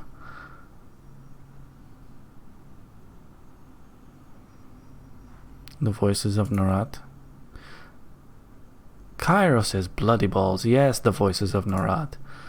The thought alone that I could be anything like the voices of Norat makes me want to flay myself. Worried about the arc? If you don't want to turn into him, don't be like him. What exactly are you suggesting? Force yourself to stay human.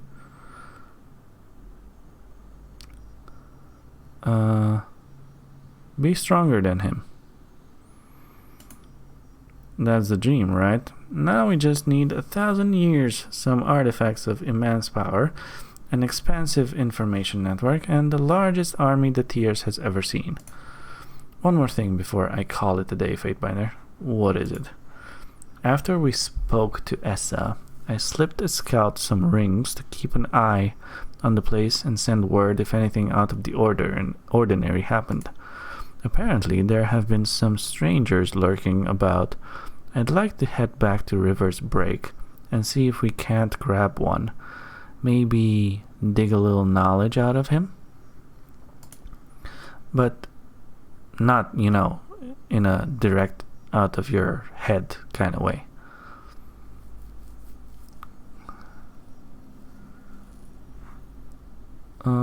Sure, okay. Thanks. Who knows, maybe we'll dig up something we can use against the Archons. Let's get moving. The war's not over yet. Oh. Wow, we have a lot.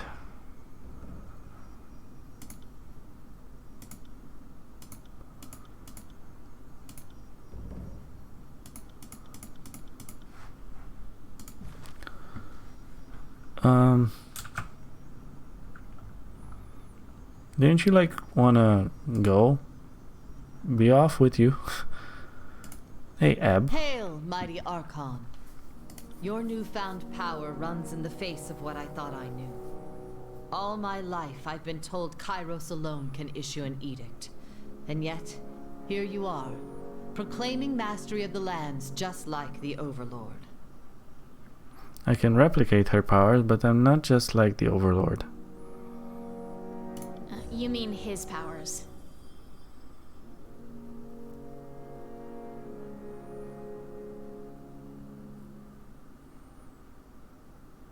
His?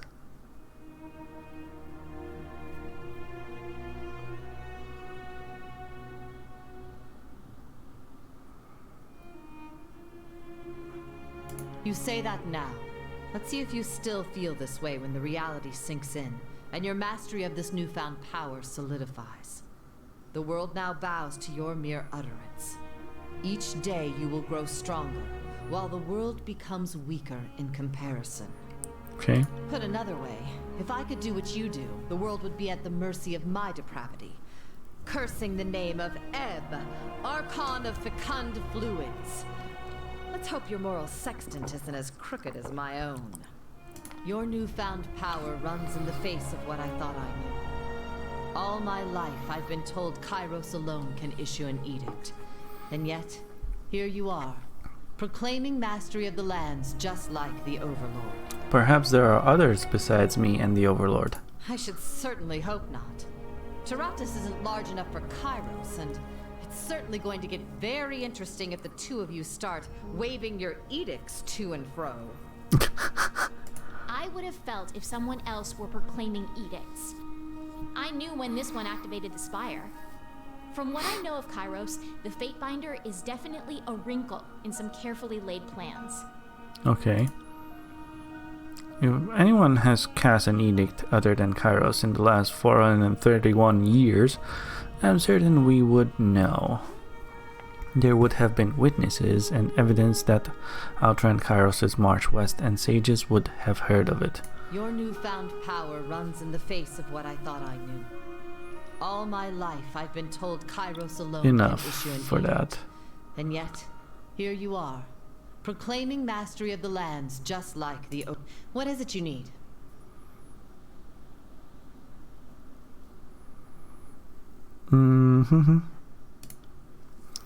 Okay, that's it for now.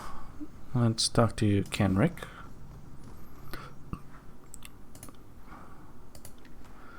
What do you have?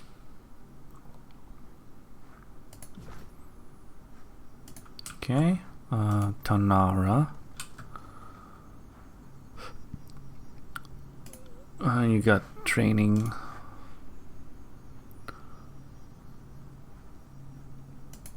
Lysandra.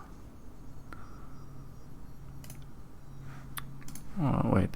Let's talk to Kills and Shadows. Fatebinder wants Beast Woman?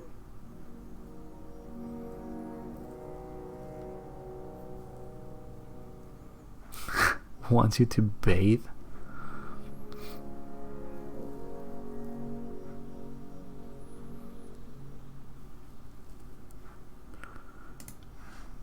Siren?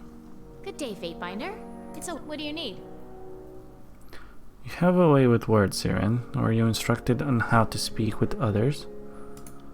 Of course, one of the only good things that came out of my time with the Kairos was my education. My teachers insisted I be trained on the proper way to speak with the royal court. I was frequently mistaken for someone older, so I think I got away with a lot more than I could have otherwise. For all their failings, they made sure I was properly educated. My favorite class was learning how to talk people into doing what you wanted without using magic. Can you believe that? Why in the world would you risk it? But it was a fascinating subject. Could you teach me some tricks? Certainly, Fatebinder. I don't remember how much of my training I'll remember, but I'm sure I could help you out. Brands itself into the depths of your mind. Sigil of emotions.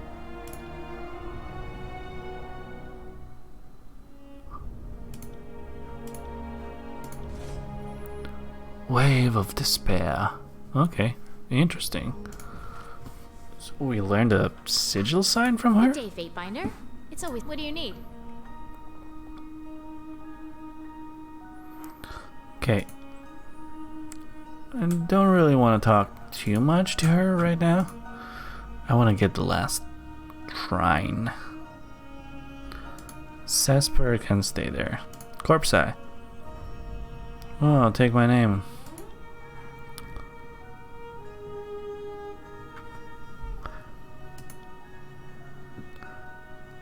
Literally nothing else is new. Okay.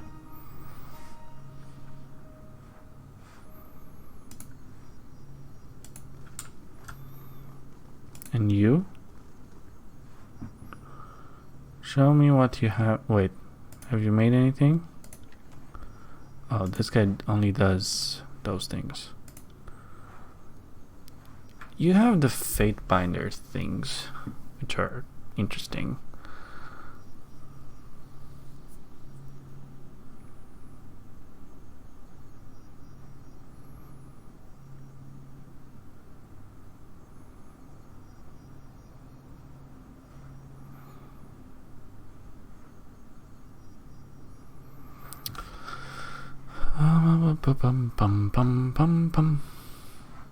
Wait, this is... Okay. Yes. Rest.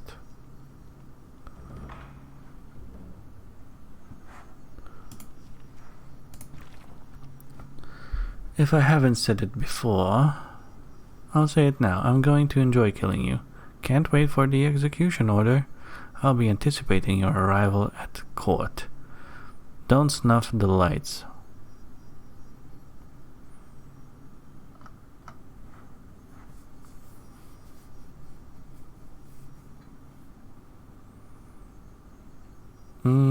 Okay, so he's waiting for the order. Interesting.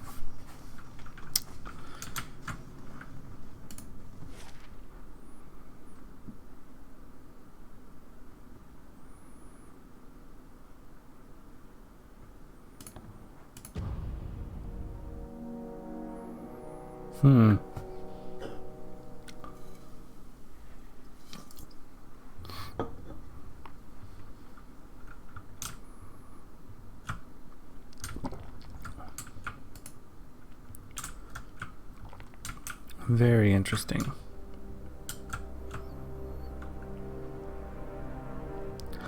I'm guessing there's nothing else new. Okay. Let's take a look at the big map. River's Break, Lantry's Hideaway.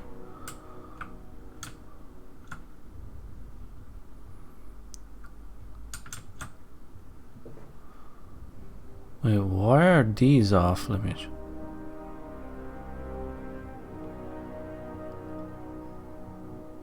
Currently inaccessible?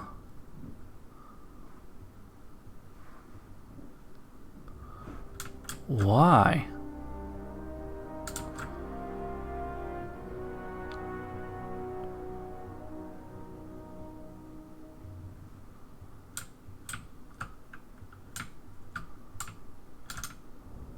Wait, why?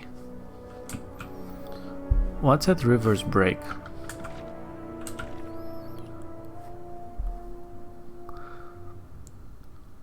Oh, it's what Verse wants. Okay.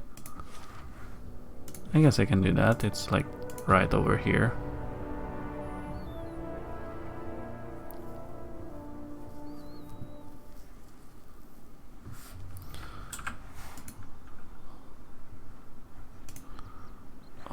Oh, this has been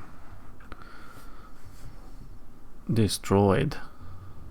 Verse steps forward, arms slacked at her sides, mouth slightly agape. What the Kairos loving shit? What happened here? Careful, Verse, it could be a trap. One with all the subtlety of a beast in heat, maybe. Let's poke around. Maybe there's something here that'll give us a better sense of what did this and why.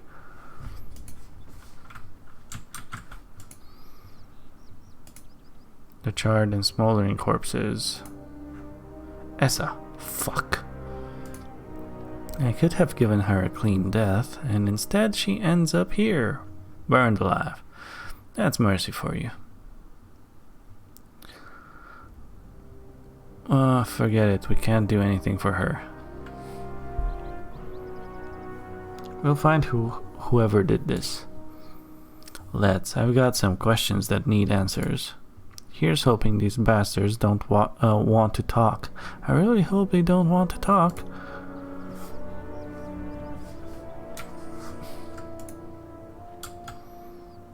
Okay. Shattered crates lie scattered These were here out. before, weren't they? Can't say they seem very useful now. Deep gouges. Modest. Okay. Somebody pried this door open. Someone with iron. The disfavored may have the collective brain capacity of a crate filled with stone, but they treat their weapons like each one is the daughter of Kairos. Disgraceful. The Overlord and the Great General gifted us iron that we might spill the blood of our enemies, not to lever open a stubborn door.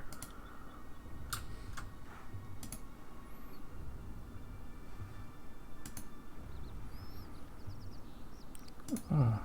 Crates and plants littered around the ground. What a mess. Whoever came here decided to throw down among themselves. If that doesn't scream Scarlet Chorus, I'm the last queen of Apex.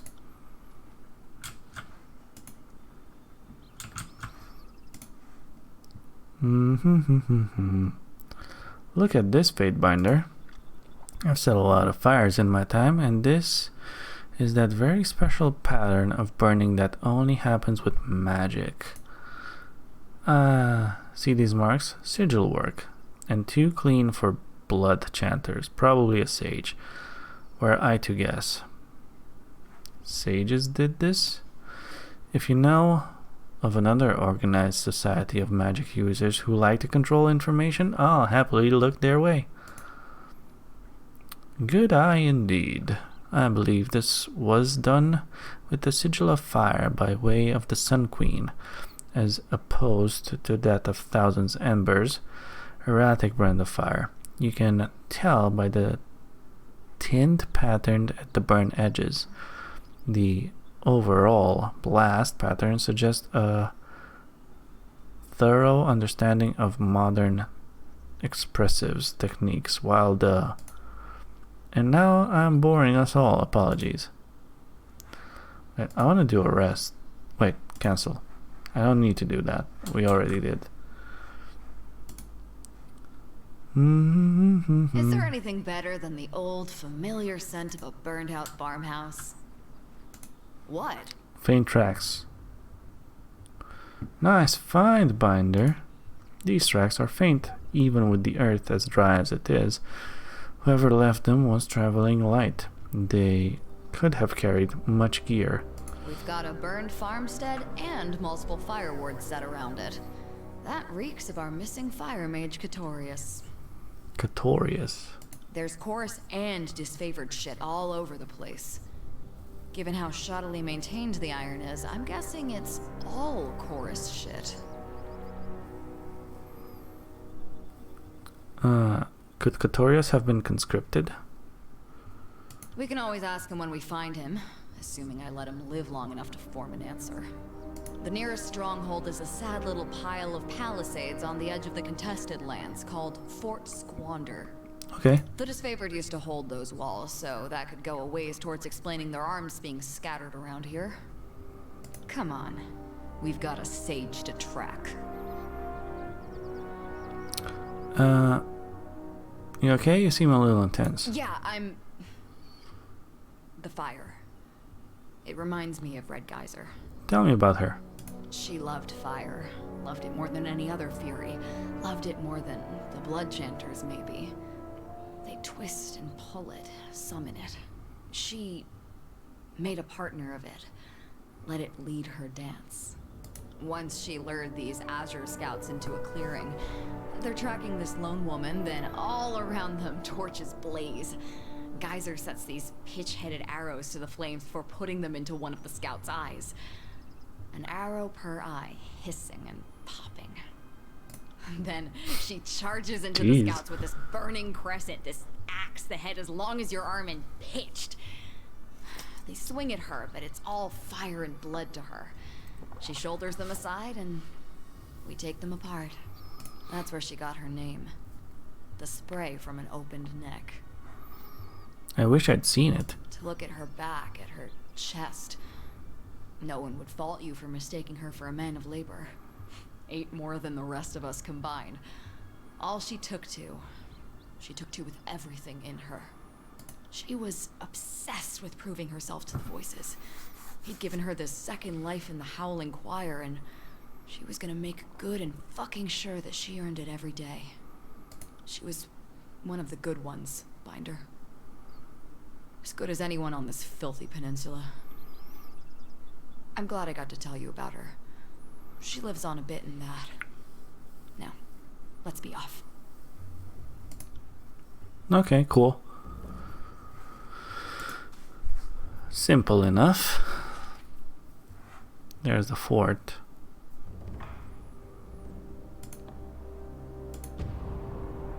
No. There's a lot of stuff I can't visit anymore, but I don't think I have to anyway. We've been almost everywhere.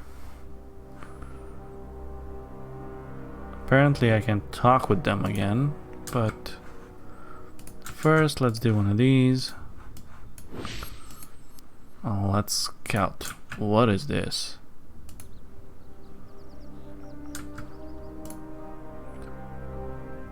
Ooh, okay. Scout the area first.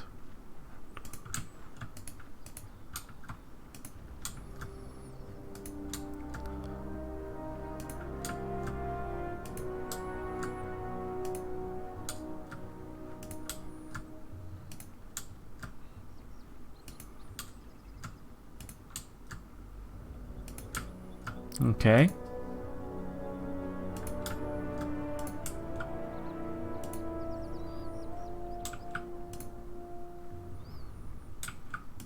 Wow, they're all like super burned in there.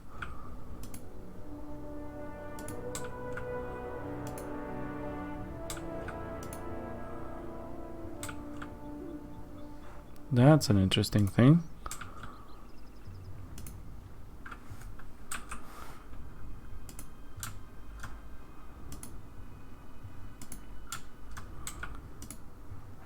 Okay, going around.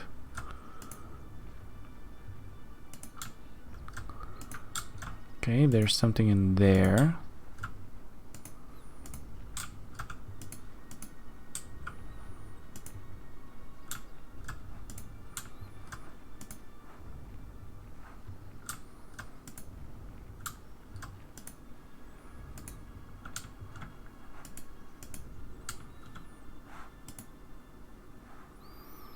So I've been now around the entire area. Haven't really seen anything. This place is manned by a skeleton crew. Could be that half the shoremen are out raiding, but I don't like it. Either way, this is our best opportunity to get in and out without having to cut our way through 100 chorus scrubs.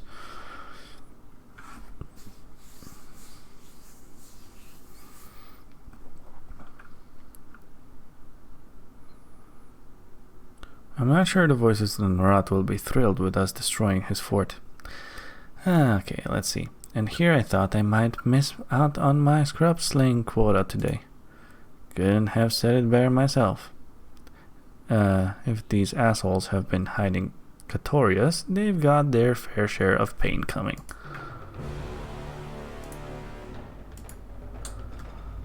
Let's do it. Hello. Another battle. Wow.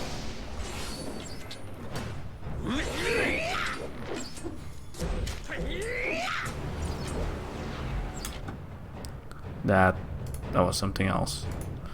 Let's do that on you. As you command. You can also drink a potion. And then do this.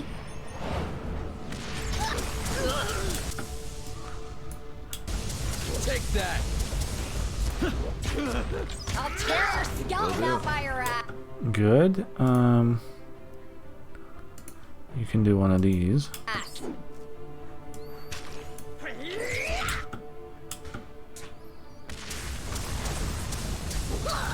Let's kill that fury. Let's kill the archer. Take that. weapon is entirely worthless.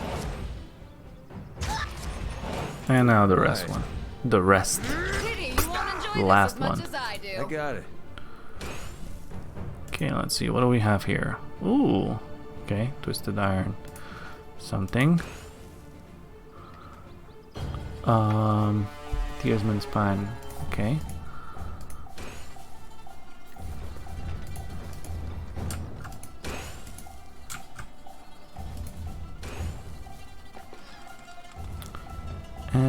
Okay, take that.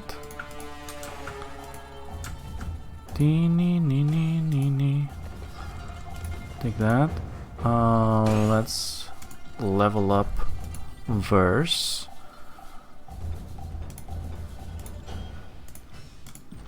What else? Still need one more thing. Let's see. Unbound. Movement speed and recovery time.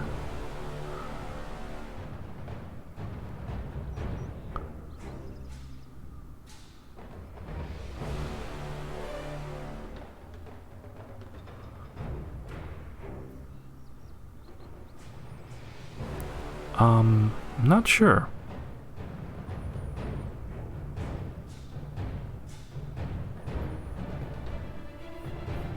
Sure, let's do that. What is this?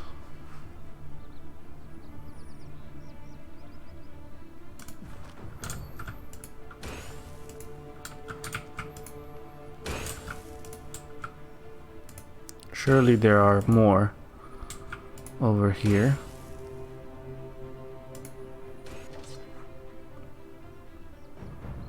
Great bow.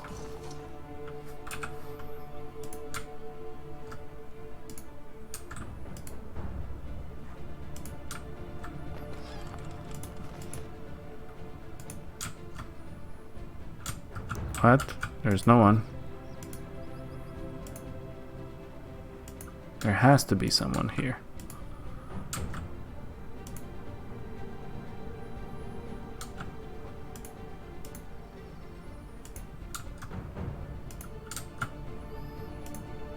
A half dozen corpses. Okay.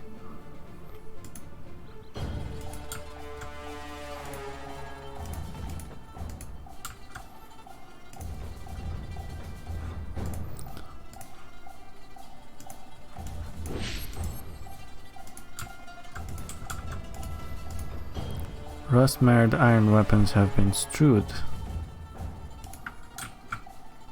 And there's Catorius. Hello. Orange flames licking its length. A blood chanter. Hello. Verse. Archon. And then you know who I am and why I'm here. That should make things quick and easy. Catorius. What a pleasure? Lantry, I see your tumescent support of the Overlord hasn't withered with age. I am but a simple servant of a Fatebinder, and I am the Archon of Youth Everlasting.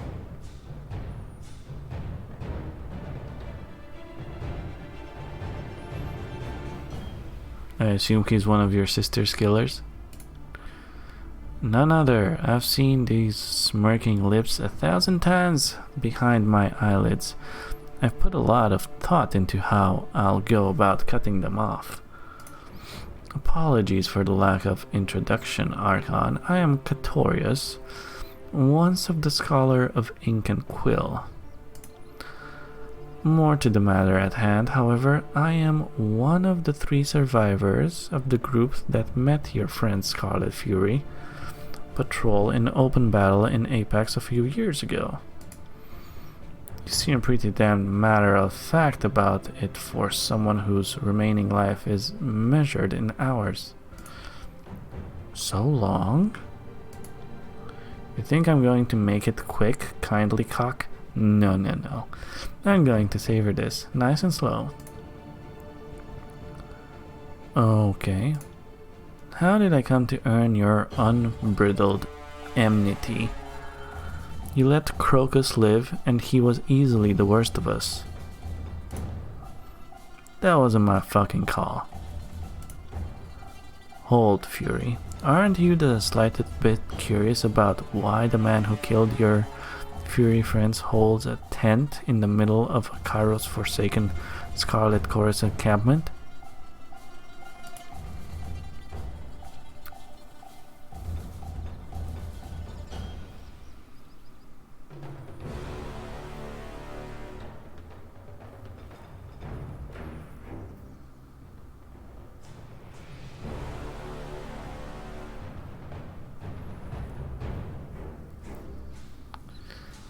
Have you learned nothing of the sages from Lantry? Their speech serves to stall and confuse. We can kill one sage in a heartbeat if we have to. He's going to make with some answers before we end him. Simply put, I am a creature of the voices of Narat. Have you no honor, sage? The voices? What? What are you trying to say? The chorus took me and everyone in my village almost 4 years ago, my wife included. I think you'd like Marianne, were she not wrapped up in all of this. She's broad of shoulders, muscled like a beast woman, her spirit full of oil and fire. Marianne sounds like the name of no choreman I ever met. That's her true name, not her conscript name. I won't call her by that. Get to the point. Muscle matters in the chorus, but a vicious killer is just a pawn to the Archon of Secrets. Only knowledge truly matters. That made me valuable to them. Marion, less so. So you cut a deal? I told them I'd do whatever they wanted, so long as they kept her out of their more sacrificial operations. As a tearsman and a sage, I could go places the Voices people couldn't, join causes that they couldn't. Long before the Tarkis clan reached an agreement with the sages to slaughter the garrison at Vandrian's Well Citadel, I helped Tarkis Deimos plan his resistance. The Voices allowed the Oathbreakers to slaughter the Chorus expendable gangs as distractions for their true objectives. The Voices thought Verse and her sisters expendable? Bullshit. Each Fury is worth 24 conscripts, a sisterhood that dances together like ours. There's no more vicious force on the whole fucking field of war. I think you're right. Or something like right. We weren't supposed to kill you, and we weren't supposed to take you alive. The Voices wanted you to witness your squad's death. But you didn't kill us all. You took Gazer. We captured one of you, yes. Irissa wanted to finish her off as a warning. Crocus thought we could sell her. I sided with him and suggested a ransom to the Archon of Secrets. That's what we did. I got your friend home to the Voices. You expect us to believe Narat cared enough about one of his own to purchase her back? I'm not sure it matters what you believe. You lie, Red Geyser. My sister is dead. If so, she was killed after we left her with the Archon. Which I suppose brings us to the present. The Voices left me with standing orders. If you ever figured out the truth of it, I was to bring you to them. So that's what happens next. Which is why I kept you talking until reinforcements returned from patrol.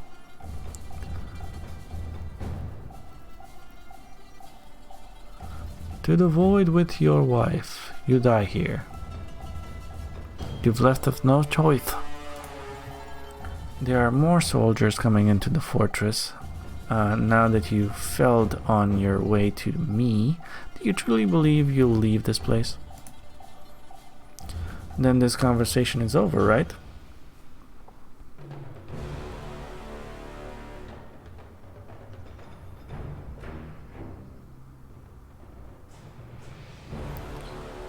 What do you want, Verse? I trust you to make the right call. Easiest choice I've ever made. I'm going to enjoy this dance, Catorius, for Red Geyser. That's a damn shame, Archon. Looks like your friendship with the Chorus Rat will be your demise.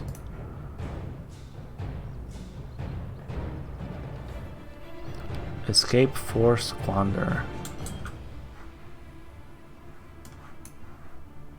I'm not here to make friends. I'm on it.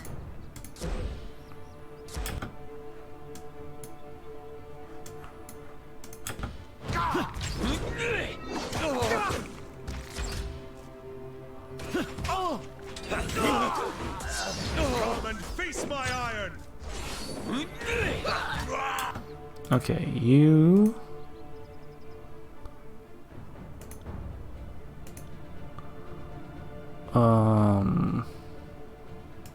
Let's do that. Fall before me! See that? I'm not entirely useless. What the hell is going on? Ready?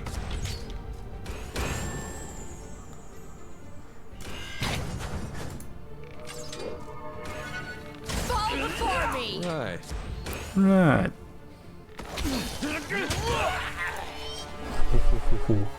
Have to hit harder than that.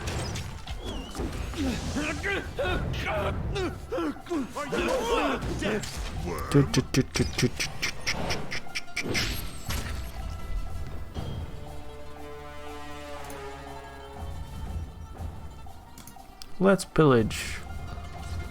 Ooh, what is that? Leather buckler? That's something new.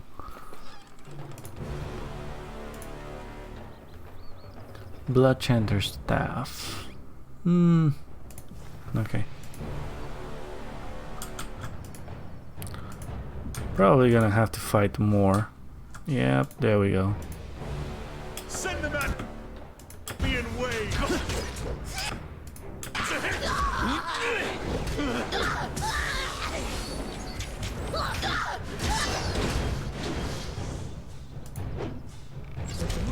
Ah, this is working perfectly. See that? I'm not entirely useless. Okay.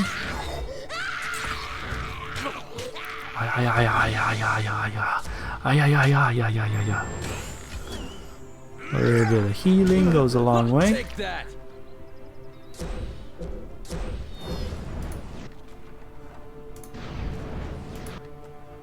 Ooh.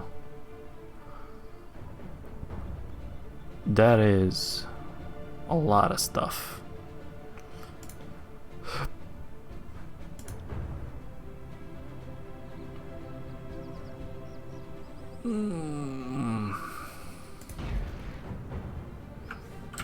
That is a lot of stuff.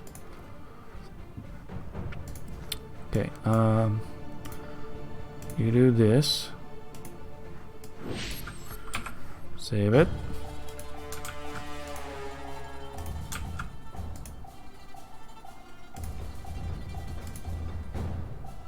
Look at that, future. Okay, let's do one of these.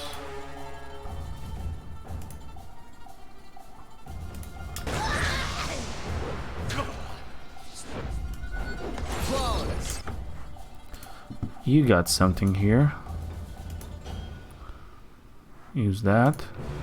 You've got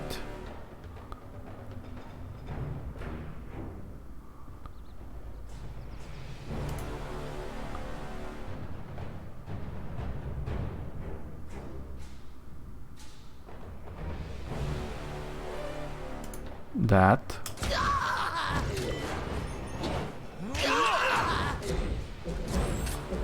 Wait.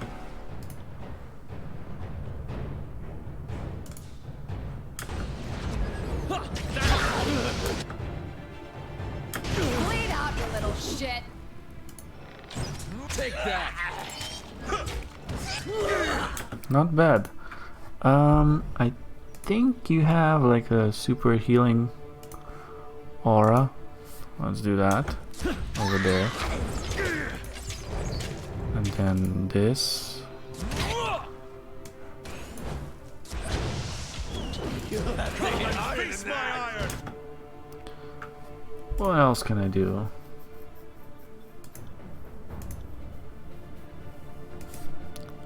Wait! Let's do that. Nice! Take that! Who says you can't teach an overlord new tricks? Damn, that really helps a lot. Bleed out, you little shit!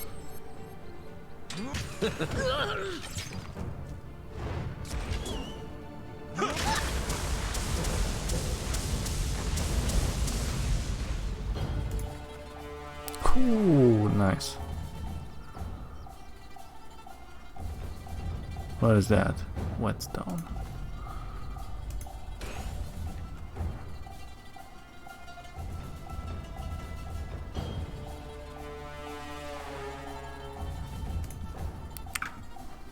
Will do.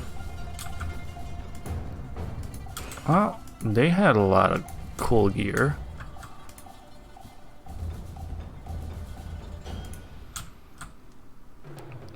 We have leveled up a lot. Also,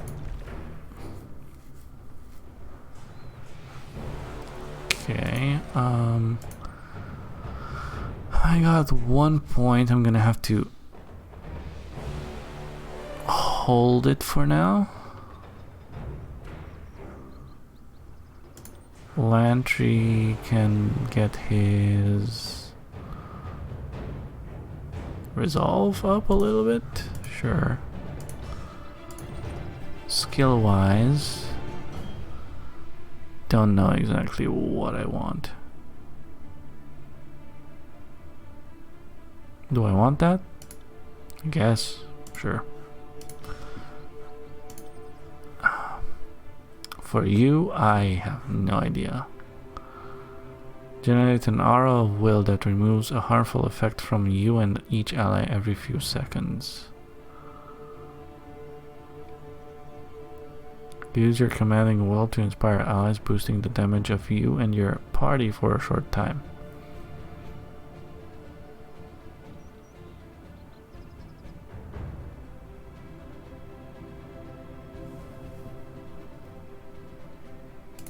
That's kind of cool. Let's do that.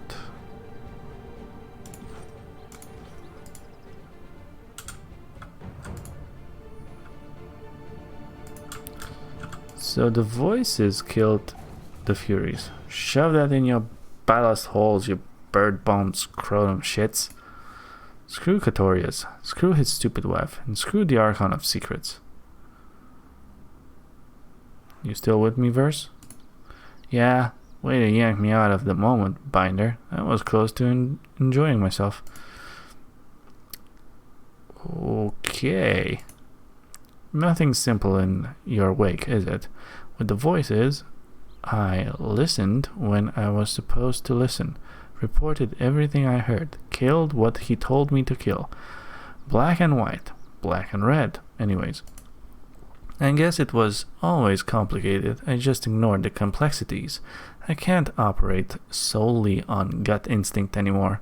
My gut would see this whole damn peninsula burnt to cinders, and then what? Taradas rewards strength. I didn't think I was strong enough to move in.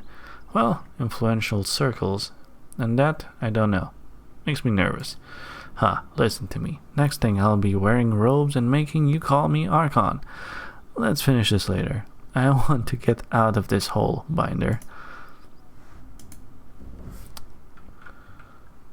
Talk to Verse at the mountain spire.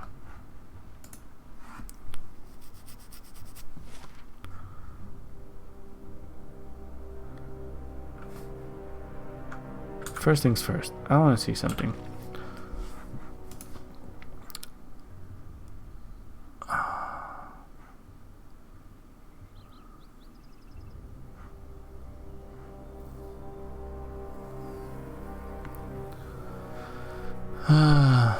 These are all primary, I guess. But still.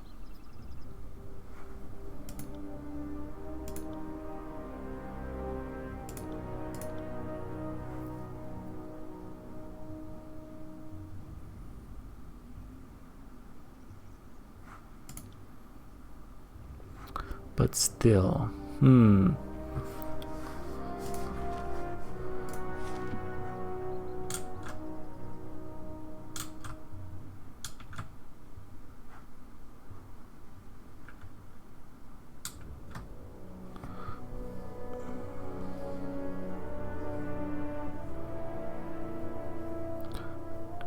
I'm guessing this is where I can talk to Great Vanash. Since you issued the edict against your foes at Vengeance, the courier tells you the Valley of Apex has been beset by an ever-increasing number of Bane.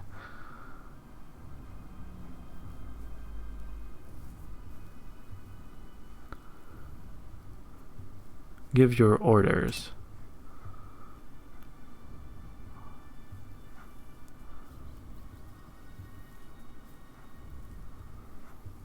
Lure the Bane away.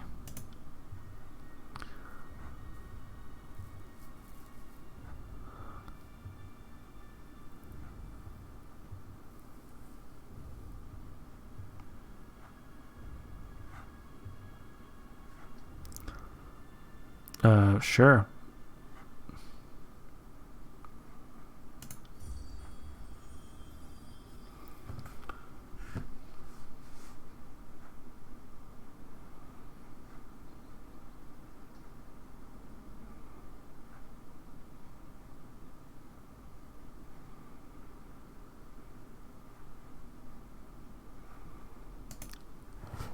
Oh. That's what happened? Okay. Okay. So I guess I pissed off two factions and made another one happy. Oh boy.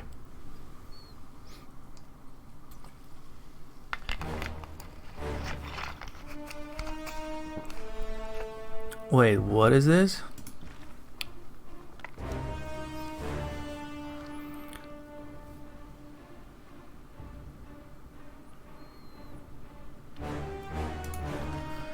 Well, this is a lot of fighting, so here goes nothing.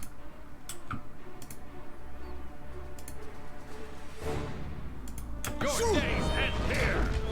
Bleed out, you little shit! Right. Alright.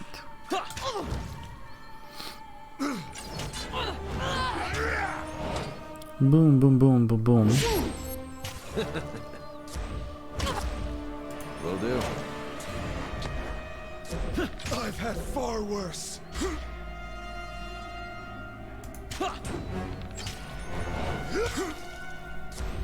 Ooh, it actually hit me a little bit.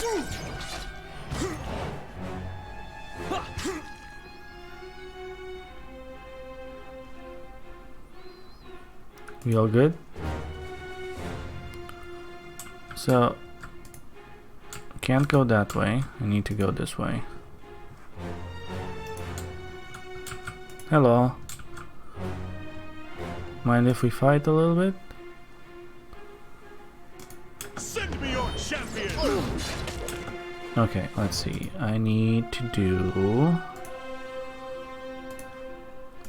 one of those. You do one of those. You do one of these. You do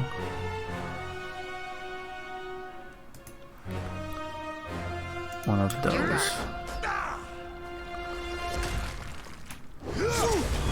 Pay attention, kids. You might learn something. Now we do the aura on you. I got it. Now we can probably do the haste.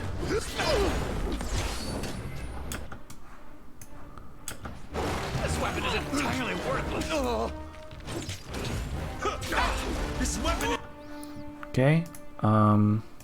Do one of these. is useless. I can't move. Okay. You can do this.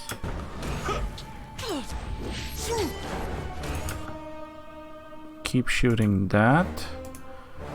You do this. You. Let's do one of these. You got it. Wait, I did that. Nice.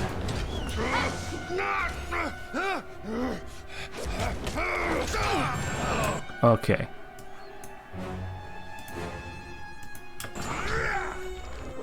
That thing dies. It should die. Kitty, you won't enjoy this as much as I do. Next one dies.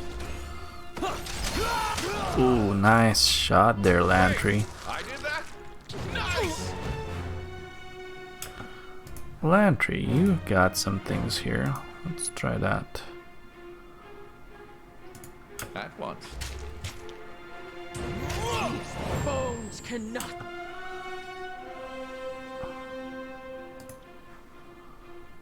To be broken. These feet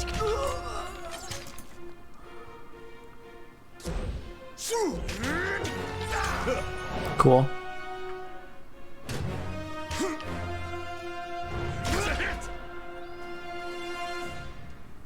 Okay, how was that?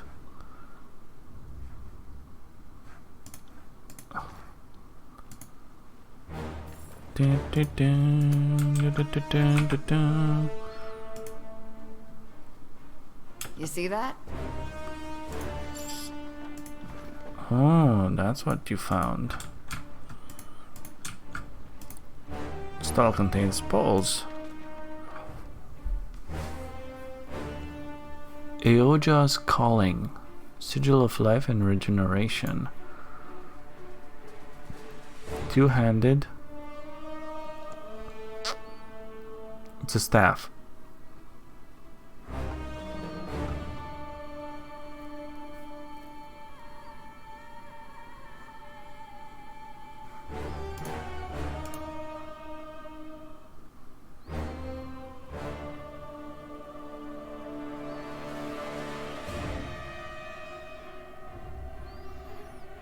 Cool.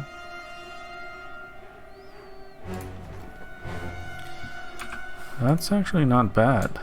Not a bad thing. Subterfuge 69. Can't do that. No, I don't want to. Wait, I can rest here?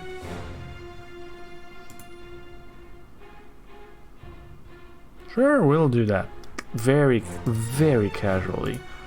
Just rest up. I'm at the enemy gates, but sure, I'll rest up. Stone shield. Trouble is afoot. Okay, let's do this.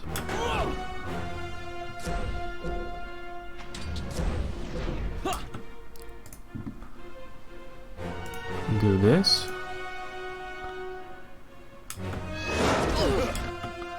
And now you do this.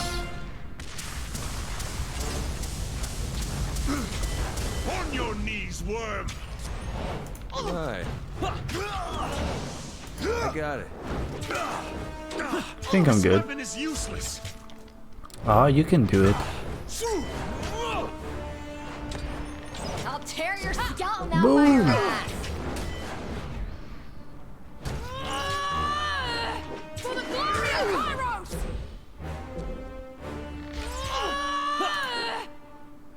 Oh, come on, die already. Far worse. I got it. This weapon is useless. Do. Okay, we've healed. No need for that anymore. Take that. On it. Pity, you won't enjoy this as much as.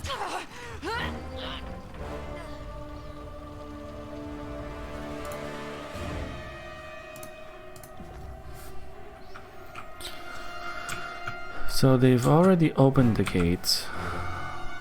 Consider it done. But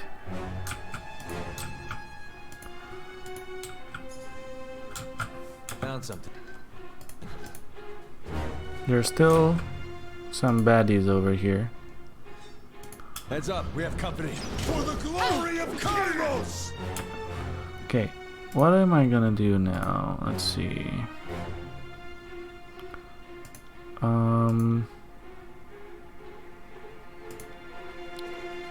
Sure, let's do that.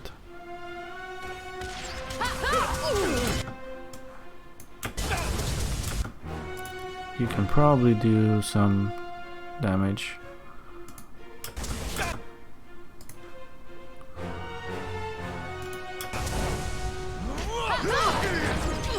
See that? I'm not entirely used. Okay, let's do that as well.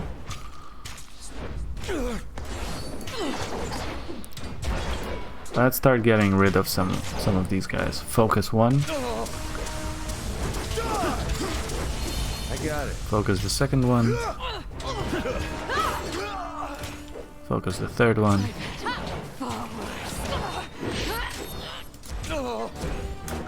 Wait, that's... I'm really getting crocked over here. Let's drink a potion.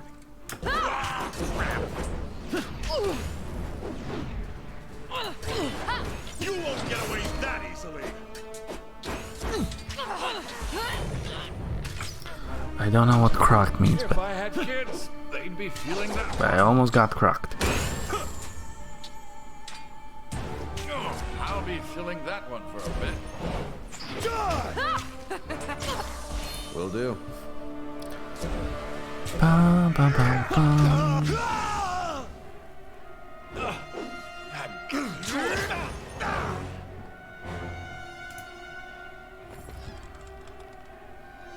Heavy armor, heavy armor, heavy armor, Will do.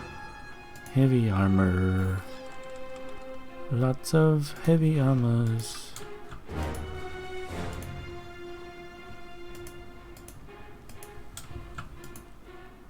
Okay. That was nice. Let's see, can we talk it out, or is this... So, you see fit to grace my halls with your presence. This will be the last time. I have no wish to consort with traitors. You have held back this campaign against the Tears long enough. After I grind your bones into the dry earth, my disfavored will take back this realm for the vaunted North, and you will be forgotten.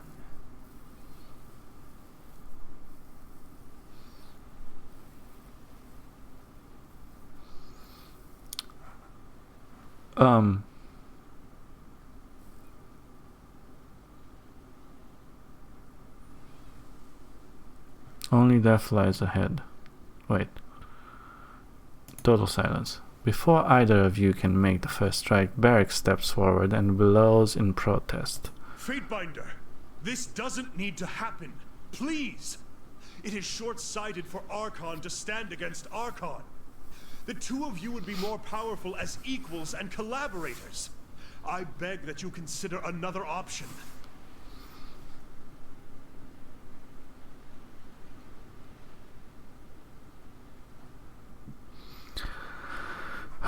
The Archon of War would not have this any other way, would you, Ash? Do not force me into mediating your squabble. The protests of your companions are nothing to me. As far as I'm concerned, they are all as corrupted as you. Archon, no! I am still your good northern soldier through and through. My loyalty, my place in the Phalanx... Gone. All of it. We are finished, and I remove you from my legion and my protection. No sooner will I return to the north than your family will be disgraced. Your celebrated name made to rot in the public square. Oh my god. Gather, my legion! We will see this pestilence dispatched for the battlement of war! Fatebinder, prepare yourself! Oh boy. Teach this this one a lesson. We will not suffer insubordination. Okay, at least I'm not going up against all of them at once.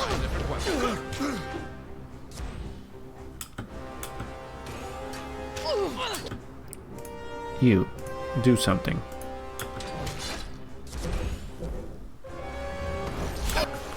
Okay, you get their attention. You can do one of those. Then you can do one of those. Take me if you can.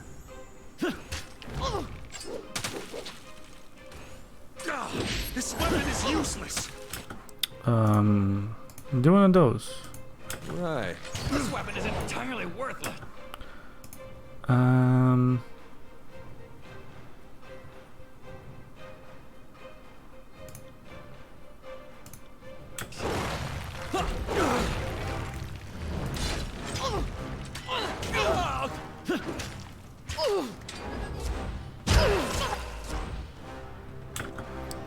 Good.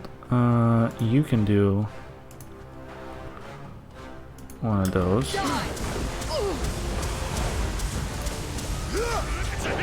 You can use this again. Will do. Bleed out, you little shit. Right. Right. Die. The healing is Time to change absurd. weapons.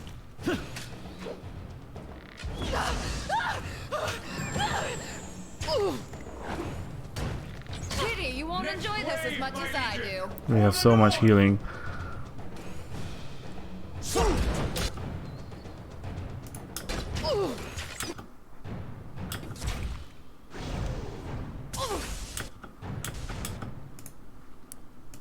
Let's do that again. Still got it. It's a hit.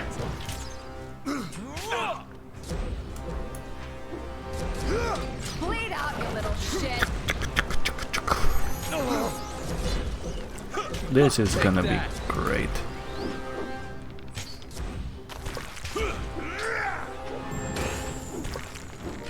This is just great. As long as they're not coming all together. I wonder what he's gonna do. Kitty, you won't enjoy this as much as I do. This is not a fight you can win. Attack, my soldiers!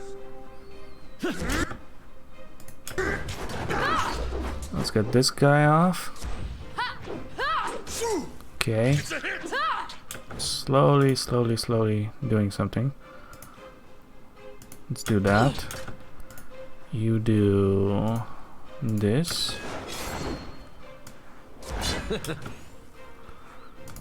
Can you do something? Let's do one of those.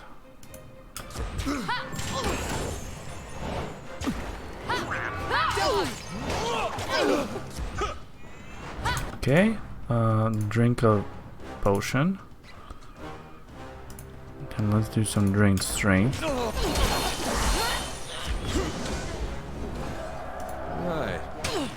I got it. I think we're good. Healing wise, let's do the aura again. Can I drink a potion? Not yet. I can do one of the healings.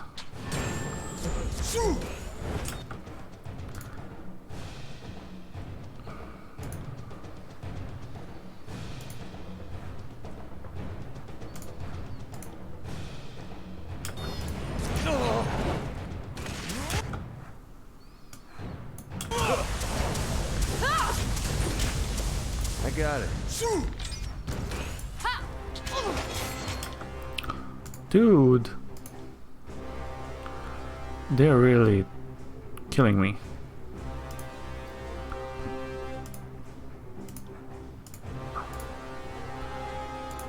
You guys really need to. I'll take care of it. Are you afraid of death? Oh my god. I literally just did that.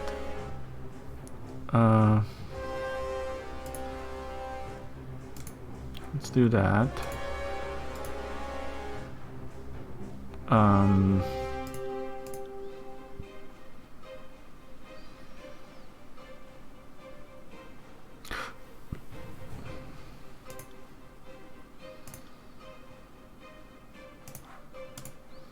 Let's try that. You try that.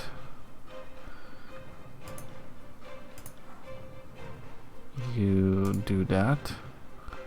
Hopefully it works.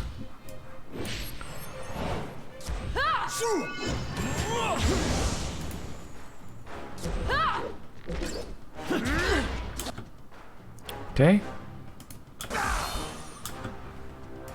What can I still do? Not a whole lot. You give a healing. I will aid you.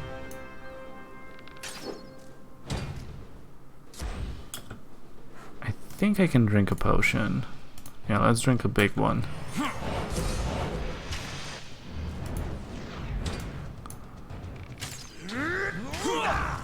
That's Marek.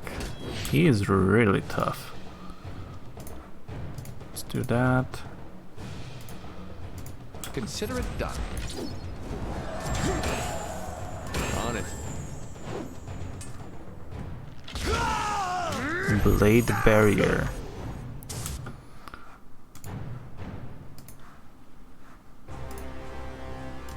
Right. Pity, you won't. There's the skull cracker. Don't throw your lives away, my northerners! Oh boy. Don't throw your lives away, my northerners. I will handle this. Okay. I will handle this upstart might! Okay, let's see. Let's put the aura on you.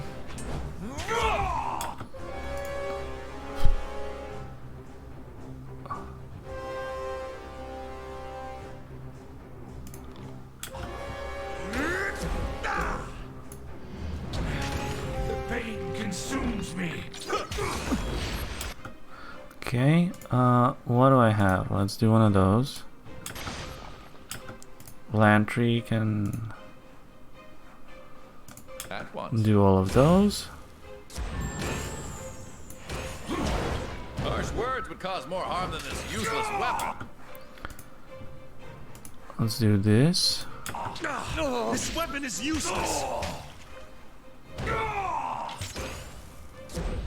Witness the fury of the North! Let's drain strength.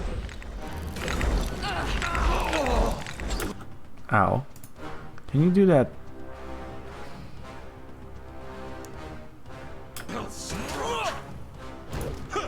Let's do that.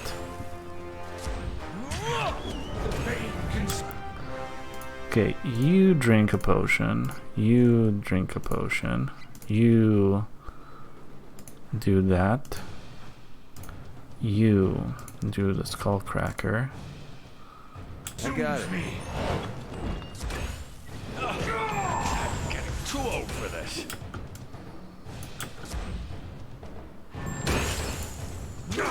This weapon is useless. On it. Where are you going? Where are you going, boy? Fall before me!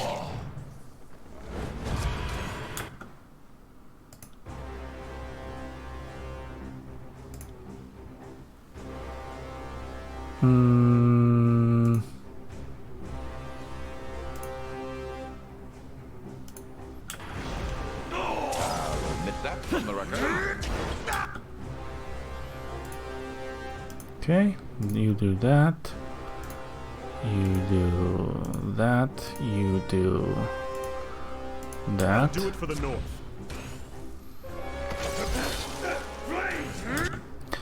Now you can do that. Put me out, Legion! Put me out! Harsh words cause more harm than this useless weapon. Ow. That had to hurt. As you command.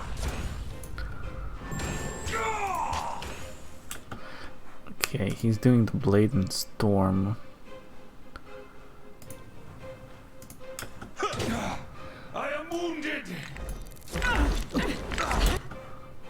Another scar? Fine. Good.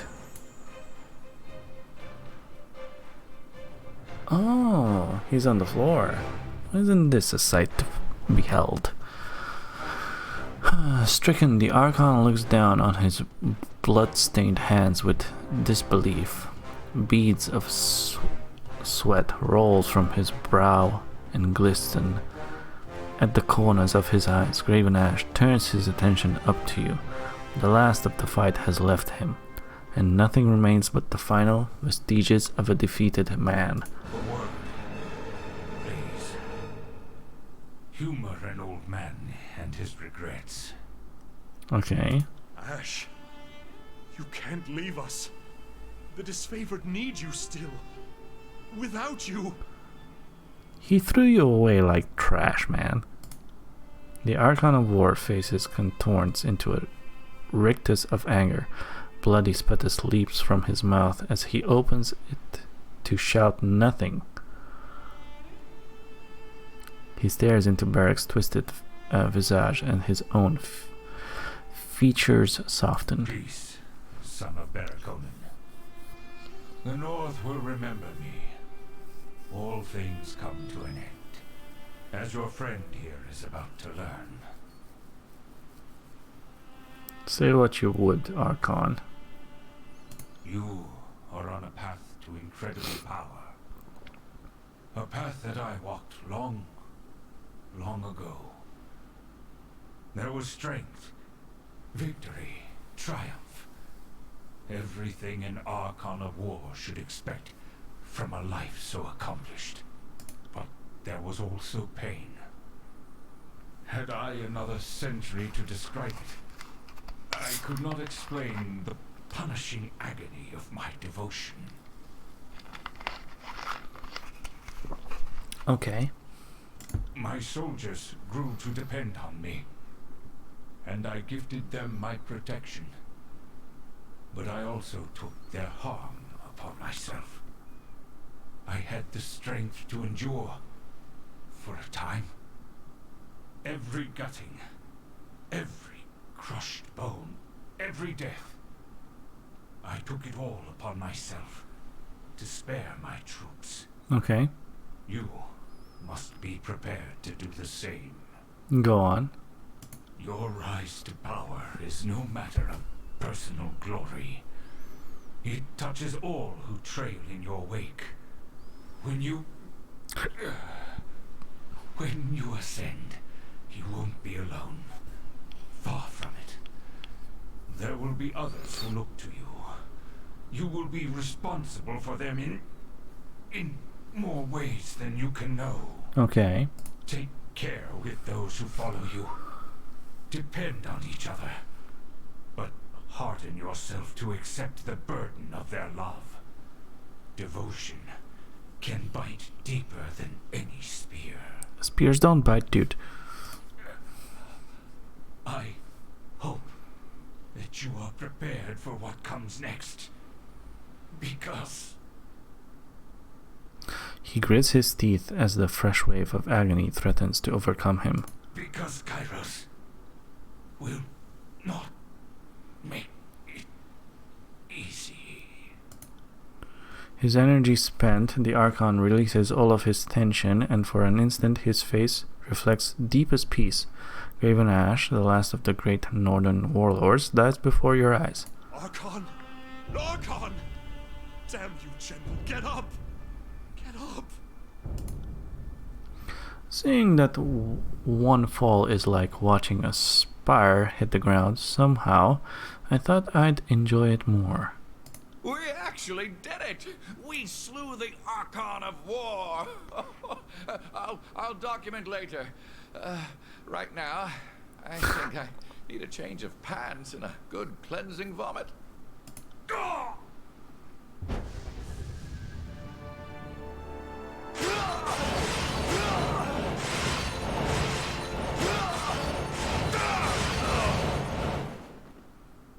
Wait, what?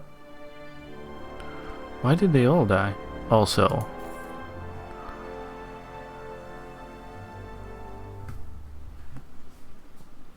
Peacemaker, oppressing and devastating. Blade Storm.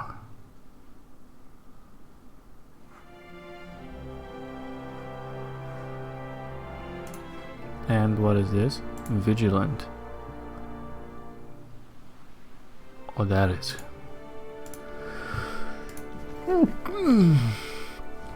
That is something else. Okay, first things first.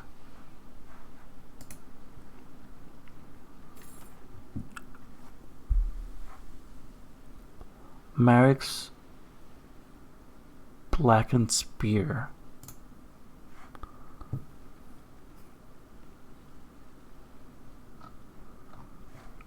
That's cool. Iron Marshal's Heirloom Blade.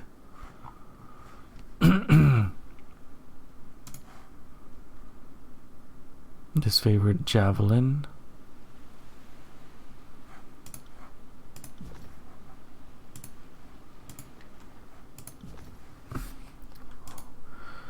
Holy smoke.